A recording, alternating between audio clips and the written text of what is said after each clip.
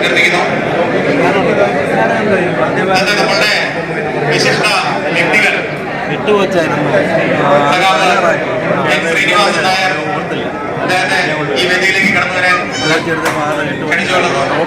ഒപ്പം ശ്രീനിചേട്ടന്റെ പത്നി വേദിയിലേക്ക് കടന്നിരിക്കുകയാണെന്ന് അഭ്യർത്ഥിക്കുന്നു.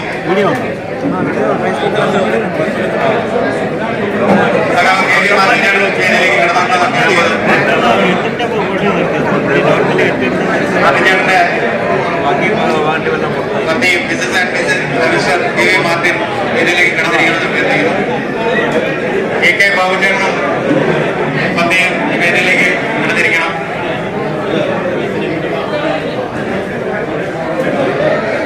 PK ഗോപകുമാരേട്ടനും പത്നിയും ഈ വേദിയിലേക്ക് കടന്നു വരണമെന്ന് അഭ്യർത്ഥിക്കുന്നു. K രമേശേട്ടനും പത്നിയും ഈ വേദിയിലേക്ക് കടന്നു വരണമെന്ന് അഭ്യർത്ഥിക്കുകയാണ്. നമ്മുടെ ഈ യോഗം ഔദ്യോഗികമായി ഉദ്ഘാടനം ചെയ്യുന്നത് സംഘടനയുടെ സെൻട്രൽ വൈസ് പ്രസിഡന്റ് സഖാവ് ആണ്. അദ്ദേഹത്തെ ഈ വേദിയിലേക്ക് ഈ വേദിയിൽ എത്തിച്ചേർന്നത് അഭ്യർത്ഥിക്കുന്നു.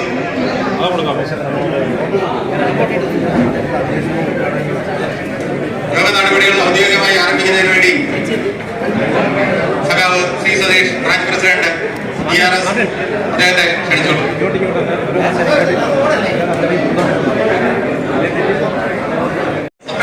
ആരംഭിക്കുകയാണ്. ഈ യോഗത്തിന് സ്വാഗതം പറയുന്നതിന് വേണ്ടിയിട്ട് branch president branch secretary MB Jinesh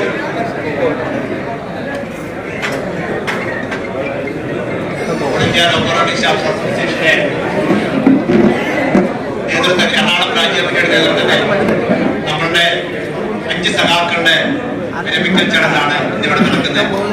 ഒരുപക്ഷെ നമ്മുടെ ചരിത്രത്തിൽ തന്നെ 5 പേര് ഒന്നിച്ച് ഒരു യാത്രയിൽ നടത്തുന്ന ആദ്യത്തെ സംഭവമായിരിക്കാം. ഈ യോഗത്തിന് സ്വാഗതം ആശംസിക്കുക എന്നുള്ളതാണ് എന്റെ കടമ. എല്ലാവരും ഒന്ന് സൈലന്റ് ആയിരിക്കേണ്ടതാണ്. ഈ യോഗത്തിന്റെ അധ്യക്ഷനായി സംഘടനയുടെ എറണാകുളം ബ്രാഞ്ച് പ്രസിഡന്റ് സഖാവ് C സതീഷിനെ ഹാർദവമായി സ്വാഗതം ചെയ്യും.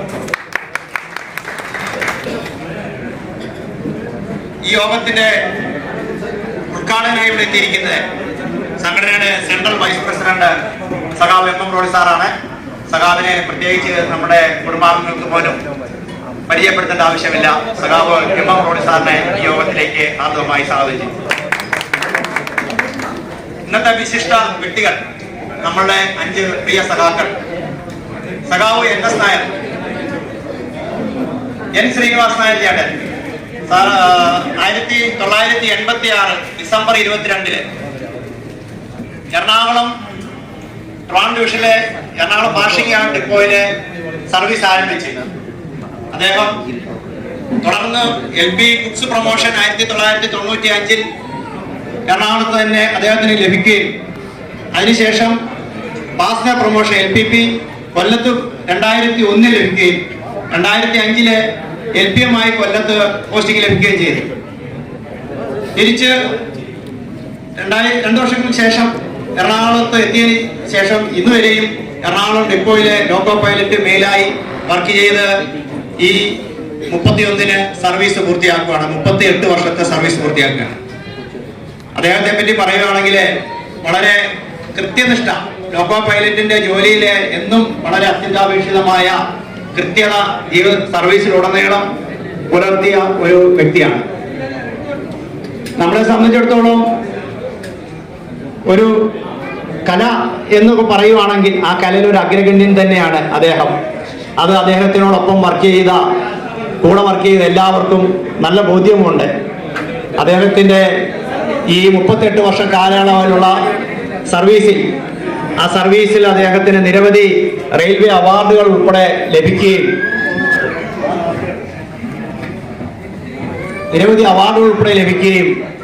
അതൊരു മറ്റൊരാൾക്കും ലഭിക്കാത്ത തരത്തിലുള്ള ഒരു സർവീസ് കാലയളവാണ് ഈ 38 വർഷ കാലയളവ് അദ്ദേഹം പൂർത്തിയാക്കിയിരിക്കുന്നത്. അതോടൊപ്പം തന്നെ അദ്ദേഹം സംഘടനയുടെ എല്ലാ പരിപാടികളിലും പങ്കെടുക്കുകയും സമരങ്ങൾ ഉൾപ്പെടെ പങ്കെടുക്കുകയും നമ്മളുടെ തൊഴിൽ സാഹചര്യങ്ങൾ മെച്ചപ്പെടുത്തുന്നതിന് വേണ്ടി പടപൊരുത്തുന്ന ALRC എന്ന സംഘടനയോടെ തോളോട് തോൾ ചേർന്ന് സമരരംഗങ്ങൾ ഉറച്ചു നിന്നതിന്റെ ഫലമായി നിരവധി ചാർജ് ഷീറ്റുകളും പണിഷ്മെന്റുകളും ഒക്കെ അദ്ദേഹത്തിന് വാങ്ങുവേണ്ട സാഹചര്യം ഉണ്ടായി. ഉത്തരവാദിത്തപ്പെട്ട ഒരു തൊഴിൽ ചെയ്യുന്നതോടൊപ്പം തന്നെ തന്റെ തൊഴിലിടങ്ങളിലെ അവകാശങ്ങൾ സംരക്ഷിക്കുന്നതിന് എന്നും മുൻപിൽ നിന്ന സഖാവ് NS നായരി ചേട്ടന്റെ ഈ 38 വർഷ കാലയളവിൽ സംഘടന അദ്ദേഹത്തിന് നൽകുന്ന ആദരവിലേക്ക് അദ്ദേഹത്തെ ഹാർദവമായി സ്വാഗതം ചെയ്യുന്നു. അദ്ദേഹത്തിന് മാലയിട്ട് സ്വീകരിക്കുന്നതിനായി സഖാവ് PR അഭിയേഷ്, അദ്ദേഹത്തിന് ബൊക്ക നൽകുന്നതിനായി സഖാവ് CA രാജേഷിനെ. നമുക്കറിയാം, നമ്മുടെ തൊഴിൽ എന്ന് പറയുന്നത് വളരെ മറ്റു ജീവനക്കാരെ അപേക്ഷിച്ച് വളരെ ദുഷ്കരമായ ഒരു സാഹചര്യങ്ങളാണ്. അവിടെ നമുക്ക് എന്നും താങ്ങും തണലുമായി നമ്മളുടെ കുടുംബാംഗങ്ങളായിരുന്നു എന്നും നമ്മളോടൊപ്പം. അവരുടെ പൂർണ്ണ സപ്പോർട്ടോട് മാത്രമേ നമുക്ക് നമ്മുടെ ഈ തൊഴിൽ വളരെ കൃത്യതയോടെ മുന്നോട്ട് പോകാൻ പറ്റുള്ളൂ. അത്തരമൊരു നല്ല പിന്തുണ നൽകി അദ്ദേഹത്തിന്റെ സഹധർമ്മിണിയായ ശ്രീമതി രാജലക്ഷ്മി ചേച്ചിയെ ഈ യോഗത്തിലേക്ക് ഹാർദവമായി സ്വാഗതം ചെയ്യും.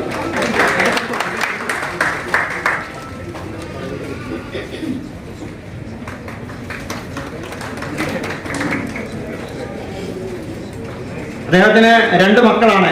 മകൻ ഡോക്ടർ മനുരാജ് ഇപ്പോൾ ഹൈദരാബാദിൽ MD ചെയ്തുകൊണ്ടിരിക്കുകയാണ്. അദ്ദേഹം ഇവിടെ എത്തിച്ചേർന്നിട്ടുണ്ട്. അദ്ദേഹത്തെയും നമ്മൾ ഈ യോഗത്തിലേക്ക് ഹാർദവമായി സ്വാഗതം ചെയ്യും.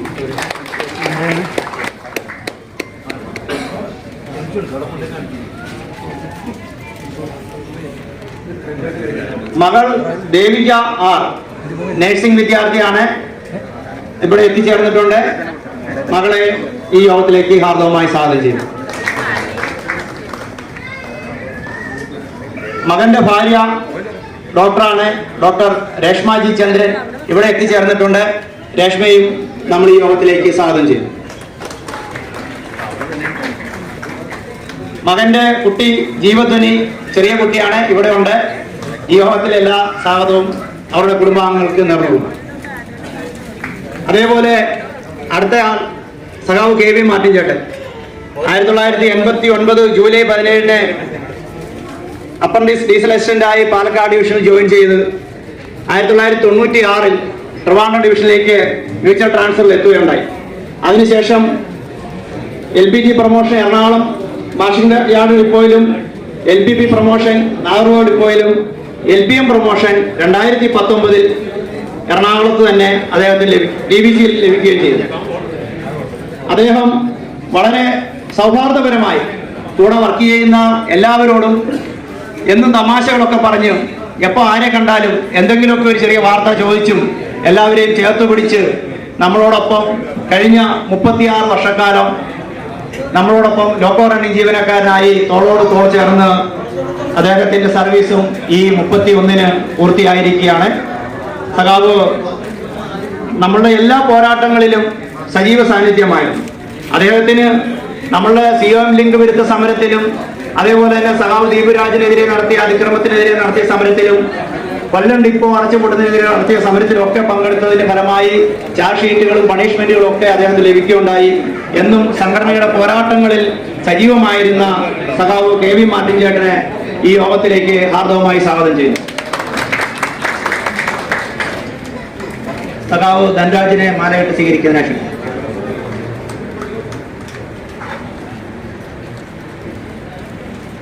ബൊക്ക കൊടുക്കുന്നതിനായി സഖാവ് റാഫിയെ ക്ഷണിക്കും.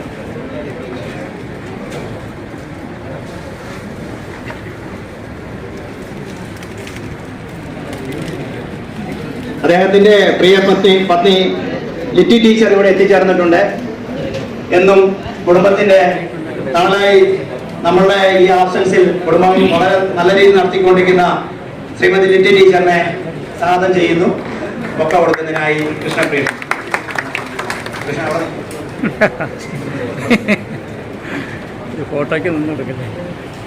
അദ്ദേഹത്തിന് 2 മക്കളാണ്. റിച്ചാർഡ് ബാങ്കിൽ ജോലി ചെയ്യുന്നു, ഇവിടെ എത്തിയിട്ടുണ്ട്. അദ്ദേഹത്തിന് ഈ യോഗത്തിലേക്ക് ഹാർദവമായി ക്ഷണിക്കുന്നു.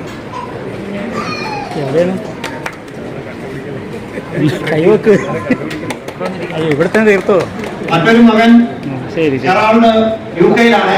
അദ്ദേഹത്തിന് ഇവിടെ എത്തിച്ചേരാൻ സാധിച്ചിട്ടില്ല. ഇവിടെ എത്തിച്ചേർന്നിട്ടുണ്ട്. അദ്ദേഹത്തെ ഈ യോഗത്തിലേക്ക് ഹാർദവമായി സ്വാഗതം ചെയ്യും.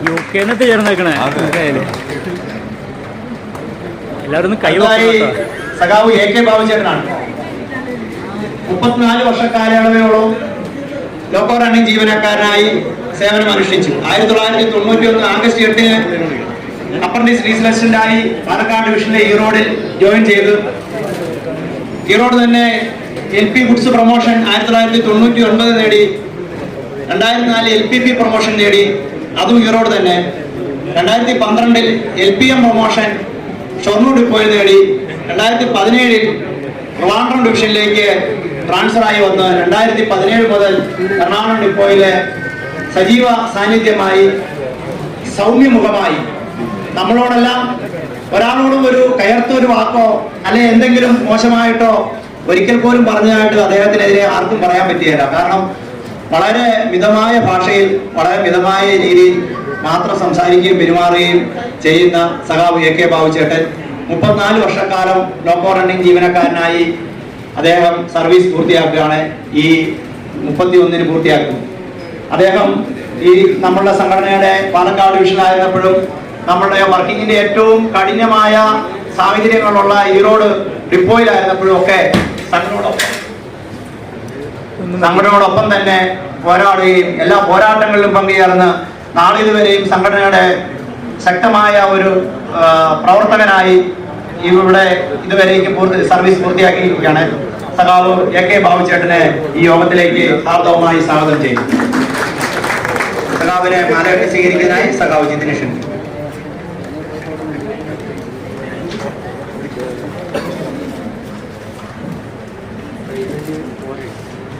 സഖാവിന് പൊക്ക നൽകുന്നതിനായി സഖാവ് KT കൃഷ്ണൻ.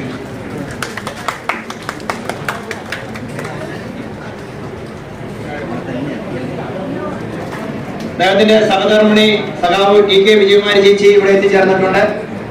കഴിഞ്ഞ ഈ 34 വർഷ കാലയളവിൽ പാലക്കാട് ഡിവിഷനും ട്രിവാൻഡ്രം ഡിവിഷനും ഒക്കെയായി സഖാവ് AK ബാബുചേട്ടൻ വർക്ക് ചെയ്യുന്ന കാലത്തെ കുടുംബത്തിന്റെ നെടുന്തൂണായി നിന്ന് സഖാവ് TK വിജയകുമാരി ചേച്ചിയെ ശ്രീമതി TK വിജയകുമാരി ചേച്ചിയെ ഈ യോഗത്തിലേക്ക് ഹാർദവമായി സ്വാഗതം ചെയ്തു. അശ്വതി ബാലയെ തന്നെ ഒക്കെ കൊടുത്ത് സ്വീകരിക്കുന്നുണ്ട്. ഇവർക്ക് 2 മക്കളാണ്. മകൾ അനഘ, മകൾ ആര്യ. മകൾ അനഘ വിവാഹം കഴിഞ്ഞു. മരുമകൻ വിഷ്ണു ഖത്തറിലാണ്. മകൾ ആര്യ MSc പഠിച്ചുകൊണ്ടിരിക്കുന്നു. അവരെല്ലാം തന്നെ ഇവിടെ എത്തിച്ചേർന്നിട്ടുണ്ട്. മകൾ അനഘയെ ഈ യോഗത്തിലേക്ക് ഹാർദവമായി സ്വാഗതം ചെയ്തു.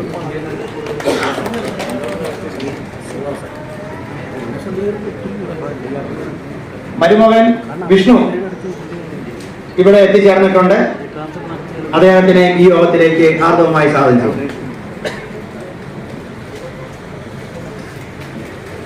മകൾ ആര്യ MSc സ്റ്റുഡന്റ് ആണ്, ഇവിടെ എത്തിച്ചേർന്നിട്ടുണ്ട്. ആര്യയെ ഈ യോഗത്തിലേക്ക് ഹാർദവമായി സ്വാഗതം ചെയ്തു. അടുത്തതായി നമ്മളുടെ K രമേശ് ചേട്ടനാണ്. 1993 മദ്രാസ് ഡിവിഷനിലെ TVT AC അസിസ്റ്റന്റ്. എല്ലാവരും ഡീസൽ അസിസ്റ്റന്റ് ആണ്. അദ്ദേഹം പറഞ്ഞു ഞങ്ങളെ AC അസിസ്റ്റന്റ് ആയിരുന്നു എന്ന് പറഞ്ഞു. ഒന്ന് AC അസിസ്റ്റന്റ് വർക്ക് ചെയ്യുന്നതിനുള്ള ട്രെയിനിങ് ലഭിച്ച ബാച്ചിലുള്ള ആളുകളാണ്. അദ്ദേഹം 1993 TVT അപ്പോയിന്റ്മെന്റ് ആയി. 2000 ട്രിവാൻഡ്രം ഡിവിഷനിലേക്ക് വന്ന് നാഗോഡ് ഡിപ്പോയിൽ ജോയിൻ ചെയ്തു. അദ്ദേഹം LPP പ്രൊമോഷൻ നേടി. അതിനുശേഷം LPM പ്രൊമോഷൻ 2024 എറണാകുളത്ത് തന്നെ അദ്ദേഹത്തിന് ലഭിക്കുകയുണ്ടായി. നമുക്കെല്ലാം അറിയാം, രമേശ് ചേട്ടനോട് നമ്മൾ എന്തെങ്കിലും ഒന്ന് ചോദിച്ചു കഴിഞ്ഞാൽ ഒരു പക്ഷേ അപ്പൊ തന്നെ മറുപടി കിട്ടും, അല്ലെങ്കിൽ ശരം കഴിഞ്ഞേ കിട്ടുള്ളൂ. കാരണം ആരോടും ഒരു പിണക്കമൊന്നും ഉണ്ടായിട്ടല്ല. അദ്ദേഹം വളരെയധികം എല്ലാ കാര്യങ്ങളും വളരെ ശ്രദ്ധയോടെയാണ്. അദ്ദേഹത്തിന്റെ വായനകളൊക്കെ പറ്റി മറ്റുള്ളവരൊക്കെ പറഞ്ഞേക്കാം. പുസ്തകങ്ങൾ അദ്ദേഹം വായിക്കാത്ത പുസ്തകങ്ങളുണ്ടോ എന്ന് തന്നെ അപൂർവമായിരിക്കുന്നു. വളരെ നല്ല രീതിയിൽ എല്ലാവരോടും ഇടപെടുകയും അദ്ദേഹത്തിനെ വർക്ക് ചെയ്യുന്ന സമയത്ത് നമുക്ക് പോയി കഴിഞ്ഞാൽ അറിയാം, വളരെ കെയറാണ്. നമ്മുടെയൊക്കെ ഭാഗത്ത് ഏതെങ്കിലും തരത്തിലുള്ള ഒരു ചെറിയ ബുദ്ധിമുട്ടുകളോ അശ്രദ്ധകളോ ഒക്കെ ഉണ്ടായാൽ പോലും അതിനെയൊക്കെ തരണം ചെയ്ത് കഴിഞ്ഞ 31 വർഷക്കാലം 32% ഈ ലോ ക്വാറന്റൈൻ ജീവനക്കാരനായി നമ്മളുടെ സംഘടനയുടെ ഒപ്പവും സഹപ്രവർത്തകരോടും വളരെ വിനീതമായും സൗമ്യമായും ഒക്കെ ഇടപെട്ട് സർവീസ് പൂർത്തിയാക്കുന്ന സഖാവ് കെ രമേശ് ചേട്ടനെ ഈ യോഗത്തിലേക്ക് ഹാർദവമായി സ്വാഗതം ചെയ്യും. സഖാവ് വി വിനോദിനെ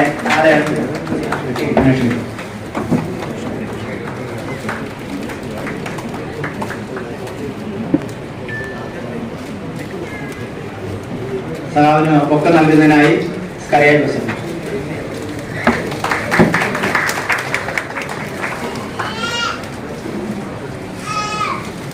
അദ്ദേഹത്തിന്റെ ഭാര്യ ശ്രീമതി രേഖ ചേച്ചി ഇവിടെ എത്തിച്ചേർന്നിട്ടുണ്ട്. ഈ യോഗത്തിലേക്ക് ശ്രീമതി രേഖ ചേച്ചിയും ഹാർദവമായി സ്വാഗതം. മകൻ ആശിഷ് ഇവിടെ എത്തിച്ചേർന്നിട്ടില്ല. അദ്ദേഹം ഹൈദരാബാദിലെ ഒരു സ്വകാര്യ കമ്പനിയിൽ അക്കൗണ്ടായി ജോലി ചെയ്യുകയാണ്. അദ്ദേഹത്തിനും ഇവിടെ എത്തിച്ചേർന്നിട്ടില്ലെങ്കിലും ഈ യോഗത്തിലേക്ക് നമ്മൾ ഹാർദവമായി സ്വാഗതം ചെയ്തു. അടുത്തതായി കഴിഞ്ഞ മാസം 30-ന് വിരമിച്ച നമ്മുടെ പ്രിയ സഹപ്രവർത്തകൻ സഖാവ് പി കെ ഗോകുമാറിയാണ്. 31 വർഷത്തെ സർവീസ് കാലയളവ് പൂർത്തിയാക്കി അദ്ദേഹം കഴിഞ്ഞ മാസം വിരമിച്ചെങ്കിലും ഞങ്ങൾ സഹപ്രവർത്തകർ എല്ലാവരും കൂടെ ചേർന്ന് ഒന്നിച്ച് റിട്ടയർമെന്റ് ഫംഗ്ഷൻ നടത്താമെന്ന് പറഞ്ഞതിന്റെ അടിസ്ഥാനത്തിൽ ഇന്ന് അദ്ദേഹത്തെ നമ്മളിവിടെ ഈ വേദിയിൽ വെച്ച് ആദരിക്കുകയാണ്. 1993 തൊണ്ടിയാർപേട്ടയിൽ മദ്രാസ് ഡിവിഷൻ തൊണ്ടിയാർപേട്ടയിലെ അപ്രന്റീസ് ലീസ്ലസ്റ്റന്റായി സർവീസ് ജീവിതം ആരംഭിച്ചു. 1999 ട്രിവാൻഡ്രം ഡിവിഷനിലെ കൊല്ലത്തേക്ക് ട്രാൻസ്ഫറായി വന്നു. LPG പ്രൊമോഷൻ എറണാകുളത്ത് നേടി. LPP പ്രൊമോഷൻ എടുത്ത് നാറുകോവിലും കൊല്ലത്തും ഒക്കെ ട്രാൻസ്ഫറായി പോയി തിരികെ എറണാകുളത്ത് വന്നു. LPM പ്രൊമോഷൻ എറണാകുളത്ത് തന്നെ അദ്ദേഹത്തിന് ലഭിക്കുന്ന സാധ്യതയുണ്ടായി. അദ്ദേഹവും നമ്മളുടെ സംഘടനയുടെ നിശബ്ദ പോരാളിയായിരുന്നു എല്ലാ കാലത്തും. നമ്മളോടൊക്കെ എപ്പോഴും എന്തെങ്കിലുമൊക്കെ അഭിപ്രായങ്ങൾ ഉണ്ടെങ്കിലും അദ്ദേഹം പറയും. പക്ഷെ ഒരിക്കലും സംഘടനയോ ഒരു തരത്തിലും ഒരു ബുദ്ധിമുട്ടാക്കുന്ന രീതിയിലോ അല്ലെങ്കിൽ സംഘടനയുടെ ഏതെങ്കിലും ഒരു കുറവുകളോ പോലും പരസ്യമായ ഒരു വിഭാഗത്തിലൊന്നും വലിച്ചടിക്കാൻ അദ്ദേഹം തയ്യാറാവാതെ എപ്പോഴും വളരെ അച്ചടക്കമുള്ള ഒരു സംഘടനാ പ്രവർത്തകനായി അദ്ദേഹത്തിന്റെ അഭിപ്രായങ്ങളൊക്കെ പലപ്പോഴും ഞാൻ വർക്ക് ചെയ്യുമ്പോഴൊക്കെ അദ്ദേഹത്തോട് സംസാരിച്ചിട്ടുണ്ട്. വിമർശനങ്ങളും അഭിപ്രായങ്ങളും ഒക്കെ നമ്മളോട് പറയും. അതൊക്കെ നമ്മളുടെ വേദികളിലും നമ്മളുടെ അതിന്റെ ഉത്തരവാദിത്തപ്പെട്ട ആളുകളുടെ ഇടയിലൊക്കെ മാത്രം അദ്ദേഹം പറയും. സംഘടന എന്നും ഒരു കരുത്തുറ്റ സംഘടനയാക്കുന്നതിന് വേണ്ടിയുള്ള അദ്ദേഹത്തിന്റെ ഈ പ്രവർത്തനങ്ങൾ നമുക്ക് ശ്ലാഘനീയമാണ്. കഴിഞ്ഞ 31 വർഷക്കാലം നമ്മളോടൊപ്പം സഹപ്രവർത്തനായി നമ്മളുടെ ഒരു പോരാളിയായി സംഘടനയുടെ ഉത്തരവാദിത്ത പ്രവർത്തനായി സർവീസ് ജീവിതം പൂർത്തിയാക്കി വിരമിക്കുന്ന സഖാവ് പി കെ ഗോകുമാറിനെ ഈ യോഗത്തിലേക്ക് ഹാർദവമായി സ്വാഗതം ചെയ്യും. സഖാവിനെ മാലയണിഞ്ഞ് സ്വീകരിക്കുന്നതിനായി സഖാവ് KR അനൂപ്. സഖാവിന് ഒക്കെ നൽകുന്നതിനായി സഖാവ് ജോസഫ് മാർട്ടേഷൻ.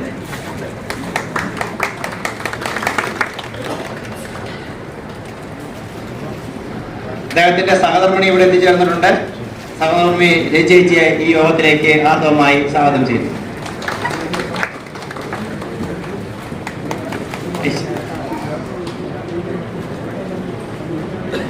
അദ്ദേഹത്തിന് 2 മക്കളാണ്. മകൻ ഗോകുൽ സൗത്ത് കൊറിയയിലെ PhD ചെയ്തുകൊണ്ടിരിക്കുകയാണ്. ഇവിടെ എത്തിച്ചേരാൻ സാധിച്ചിട്ടില്ല.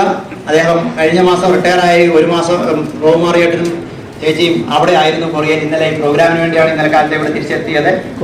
ഇവിടെ എത്തിച്ചേർന്നിട്ടില്ലെങ്കിലും അദ്ദേഹം ഗോകുലിനും ഈ യോഗത്തിലേക്ക് സ്വാഗതം ആശംസിക്കുകയാണ്. മകന്റെ ഭാര്യ ആരതി PhD ജപ്പാനിൽ ചെയ്തുകൊണ്ടിരിക്കുകയാണ്. എല്ലാവരും ഓരോ രാജ്യത്തേക്ക് നമ്മുടെ പ്രതിനിധികളായി അയച്ചിരിക്കുകയാണ്. ആരതിക്ക് ഇവിടെ എത്തിച്ചേരാൻ സാധിച്ചിട്ടില്ല. ആരതിക്ക് യോഗത്തിലേക്ക് സ്വാഗതം ചെയ്യുന്നു. മകൻ അജൽ എഞ്ചിനീയറിംഗ് കഴിഞ്ഞു, ഇവിടെ എത്തിച്ചേർന്നിട്ടുണ്ട്. മകനെയും യോഗത്തിലേക്ക് ഹാർദവമായി സ്വാഗതം ചെയ്തു. അതൊന്നും മോഹം കാണിക്കട തൊക്കെയുള്ളതുകൊണ്ട് നമ്മുടെ ഈ യോഗത്തിന്റെ ഉദ്ഘാടനം ഞാൻ ആദ്യം ഒന്ന് സൂചിപ്പിച്ചിരുന്നു. MM റോളി സാറാണ്. സാറിനെ ഇവിടേക്ക് നമ്മൾ സ്വാഗതം ആശംസിച്ചു കഴിഞ്ഞു. അതേപോലെ തന്നെ സംഘടനയുടെ ഏറ്റവും പരമപ്രധാനമായ വ്യക്തികൾ സഖാവ് KS മണി സാറ് വളരെ അവശതയാണ്. അദ്ദേഹം ഇന്ന് രാവിലെ വിളിക്കുകയും യോഗത്തിൽ എത്തിച്ചേരാൻ സാധിക്കുകയില്ല എങ്കിലും എൻ്റെ എല്ലാവിധ ആശംസകളും ഇവിടെ അറിയിക്കണമെന്ന് പറഞ്ഞു. സഖാവ് KS മണി സാറ് എല്ലാ ആശംസകളും ഈ യോഗത്തിലും ഇന്ന് വിരമിക്കുന്നവരെ അറിയിച്ചിട്ടുണ്ട്. സഹാബിന് എത്തിച്ചേരാൻ പറ്റുകയില്ലെങ്കിലും സഹാബ് കെ എസ് മണി സാറിന്റെ യോഗത്തിലെ പേരിൽ ഒരു സ്വാഗതം ആശംസിക്കുകയാണ്.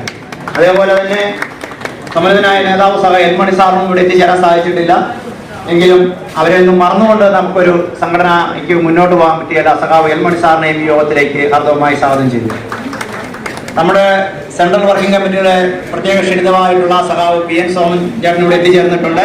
സഹാബ് പി എൻ സോമൻ ചേട്ടനെ യോഗത്തിലേക്ക് ഹാർദവമായി സ്വാഗതം ചെയ്തു. നമ്മുടെ സോണൽ സെക്രട്ടറി സഹാബ് കെ പി വർഗീസ് ചേട്ടൻ ഇവിടെ എത്തിച്ചേരുന്നതിന് വേണ്ടി തയ്യാറായിരുന്നതാണ്. പക്ഷേ അപ്രതീക്ഷിതമായ ഒരു ചെറിയ ആശുപത്രി കേസ് കണ്ട് വന്നിരിക്കുന്നതുകൊണ്ട് മകളുമായി ആശുപത്രിയിലേക്ക് പോയിരിക്കുകയാണ്. എങ്കിലും പരിപാടി തീരുന്നതിന് മുമ്പായി ഇവിടെ എത്തിച്ചേരുമെന്ന് പറഞ്ഞിട്ടുണ്ട്. അദ്ദേഹത്തെ ഈ യോഗത്തിലേക്ക് ഹാർദവമായി സ്വാഗതം ചെയ്യുന്നു.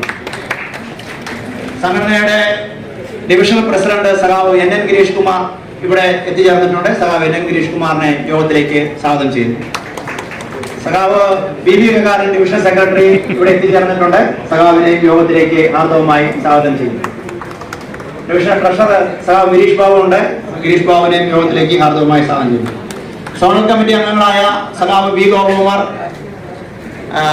സഖാവ് കെ രാജീവ് തുടങ്ങിയവരോടുണ്ട്. അത് അവരെയും ഈ യോഗത്തിലേക്ക് ഹാർദവമായി സ്വാഗതം ചെയ്യുന്നു. സംഘടനയുടെ മറ്റു ഡിവിഷണൽ സോണൽ ഭാരവാഹികൾ ഒക്കെ ഇവിടെ എത്തിയതുകൊണ്ട് അവരെ ഈ യോഗത്തിലേക്ക് ഹാർദവമായി സ്വാഗതം ചെയ്യുന്നു. നമ്മളുടെ ക്ഷണം സ്വീകരിച്ച് ഇവിടെ എത്തിച്ചേർന്നിരിക്കുന്ന നമ്മളുടെ സൂപ്പർവൈസർമാർ, LIമാർ, അവരെ ഈ യോഗത്തിലേക്ക് ഹാർദവമായി സ്വാഗതം ചെയ്യുന്നു. അതേപോലെ തന്നെ നമ്മുടെ സഹപ്രവർത്തകർ, TMR സഹപ്രവർത്തകർ ഇവിടെ എത്തിച്ചേർന്നിട്ടുണ്ട്. അവരെയും യോഗത്തിലേക്ക് ഹാർദവമായി സ്വാഗതം ചെയ്യുന്നു. സംഘടനയുടെ വിവിധ ബ്രാഞ്ച് ഡിവിഷൻ ഭാരവാഹികളുണ്ട്. അവരെയും സ്വാഗതം ചെയ്യുന്നു. ഏപ്രിൽ 30 വിരമിച്ച PK ഗോപകുമാറിനും ഇന്ന് സർവീസിൽ ലഭിക്കുന്ന ഈ 4 പേർക്കും സന്തോഷകരമായ ഒരു വിശ്രമ ജീവിതം ആശംസിക്കുകയാണ്. ഇന്ന് നമ്മുടെ ALRSയുടെ പ്രവർത്തനങ്ങളിലെ ഒരു പ്രത്യേക ദിവസമാണ്. എന്താണെന്ന് വെച്ചാൽ 2024 ജൂൺ 1 മുതൽ ഈ തലമുറ അടുത്ത തലമുറയ്ക്കും വേണ്ടിയുള്ള ഒരു പോരാട്ടം ആരംഭിച്ചതിന്റെ 1 വർഷം പൂർത്തിയാകുന്ന ഒരു ദിവസമാണ്. 30 മണിക്കൂർ ഹെഡ്ക്വാർട്ടേഴ്സും PR-ഉം ഹെഡ്ക്വാർട്ടേഴ്സും പ്രത്യേകമായിട്ട് അനുവദിക്കണമെന്ന് ആവശ്യപ്പെട്ടുകൊണ്ട് സദൺ റെയിൽവേയിലെ ലോക്കോ പൈലറ്റുമാരെല്ലാവരും വണ്ടികൾ നിർത്താതെ വണ്ടികളെല്ലാം സർവീസ് കൃത്യമായി നടത്തിക്കൊണ്ട് സമരം നടത്തിയ ദിവസത്തിന്റെ വാർഷിക ദിനമാണ്. അപ്പൊ അങ്ങനെ ഒരു സാഹചര്യത്തിൽ ഇതിന് മുമ്പുള്ള പോരാട്ടങ്ങളിൽ, അതായത് 10 മണിക്കൂർ പോരാട്ടമായാലും കപ്പലിക്ക് സമരമായാലും അതുപോലെയുള്ള സമരങ്ങളിൽ നമ്മളെ നയിച്ചവരാണ് ഇപ്പോ പടിപടിയായി നമ്മളെ രംഗത്ത് നിന്നും വിട പറഞ്ഞുകൊണ്ടിരിക്കുന്നത്. ആ തലമുറയോടൊപ്പം ആ തലമുറ നമുക്ക് നേടിത്തന്ന ആനുകൂല്യങ്ങൾ നിലനിർത്തുന്നതോടൊപ്പം ഇന്നുള്ള ആനുകൂല്യങ്ങൾ നമ്മുടെ പുതിയ തലമുറയ്ക്ക് കൂടി പകർന്നു കൊടുക്കാനും ഒപ്പം നമ്മൾ നേരിട്ടുകൊണ്ടിരിക്കുന്ന പ്രതിസന്ധികളിലേക്ക്, ഇപ്പൊ നമുക്ക് എവിടെ നോക്കിയാലും ആളില്ല, ലീവില്ല, എല്ലാവരും വണ്ടി അഡ്ജസ്റ്റ് ചെയ്ത് പോയിക്കൊണ്ടിരിക്കുന്ന സമയമാണ്. ഇന്നത്തെ പരിപാടിക്ക് പോലും ഇവിടെ ലീവ് എടുത്ത് വന്നവരുടെ എണ്ണം വിരലിൽ എണ്ണാവുന്നതായിരിക്കും. കാരണം ലീവ് കിട്ടാനൊരു മാർഗമില്ല.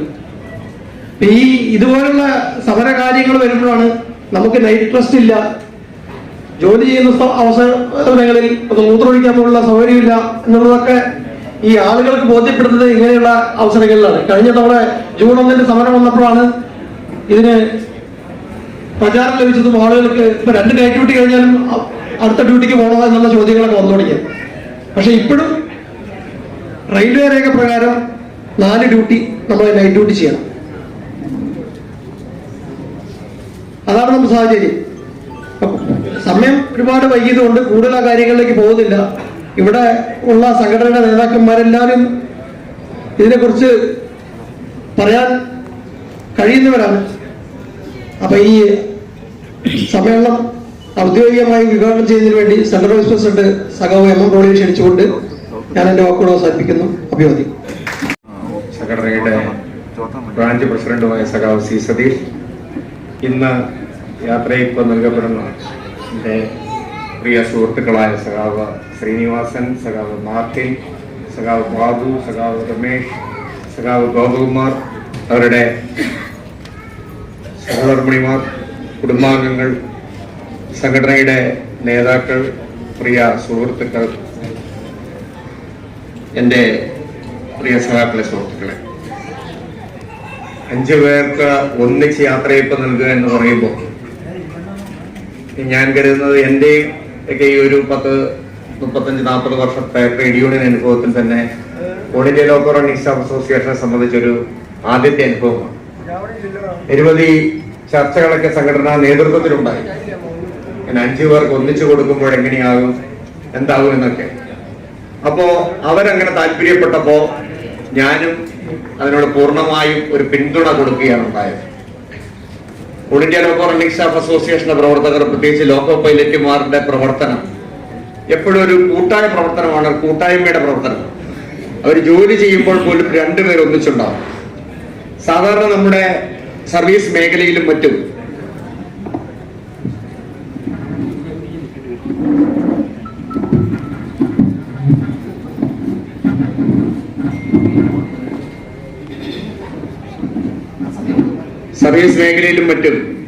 നമ്മൾ ഉയർന്ന തലത്തിലേക്ക് പോകുമ്പോൾ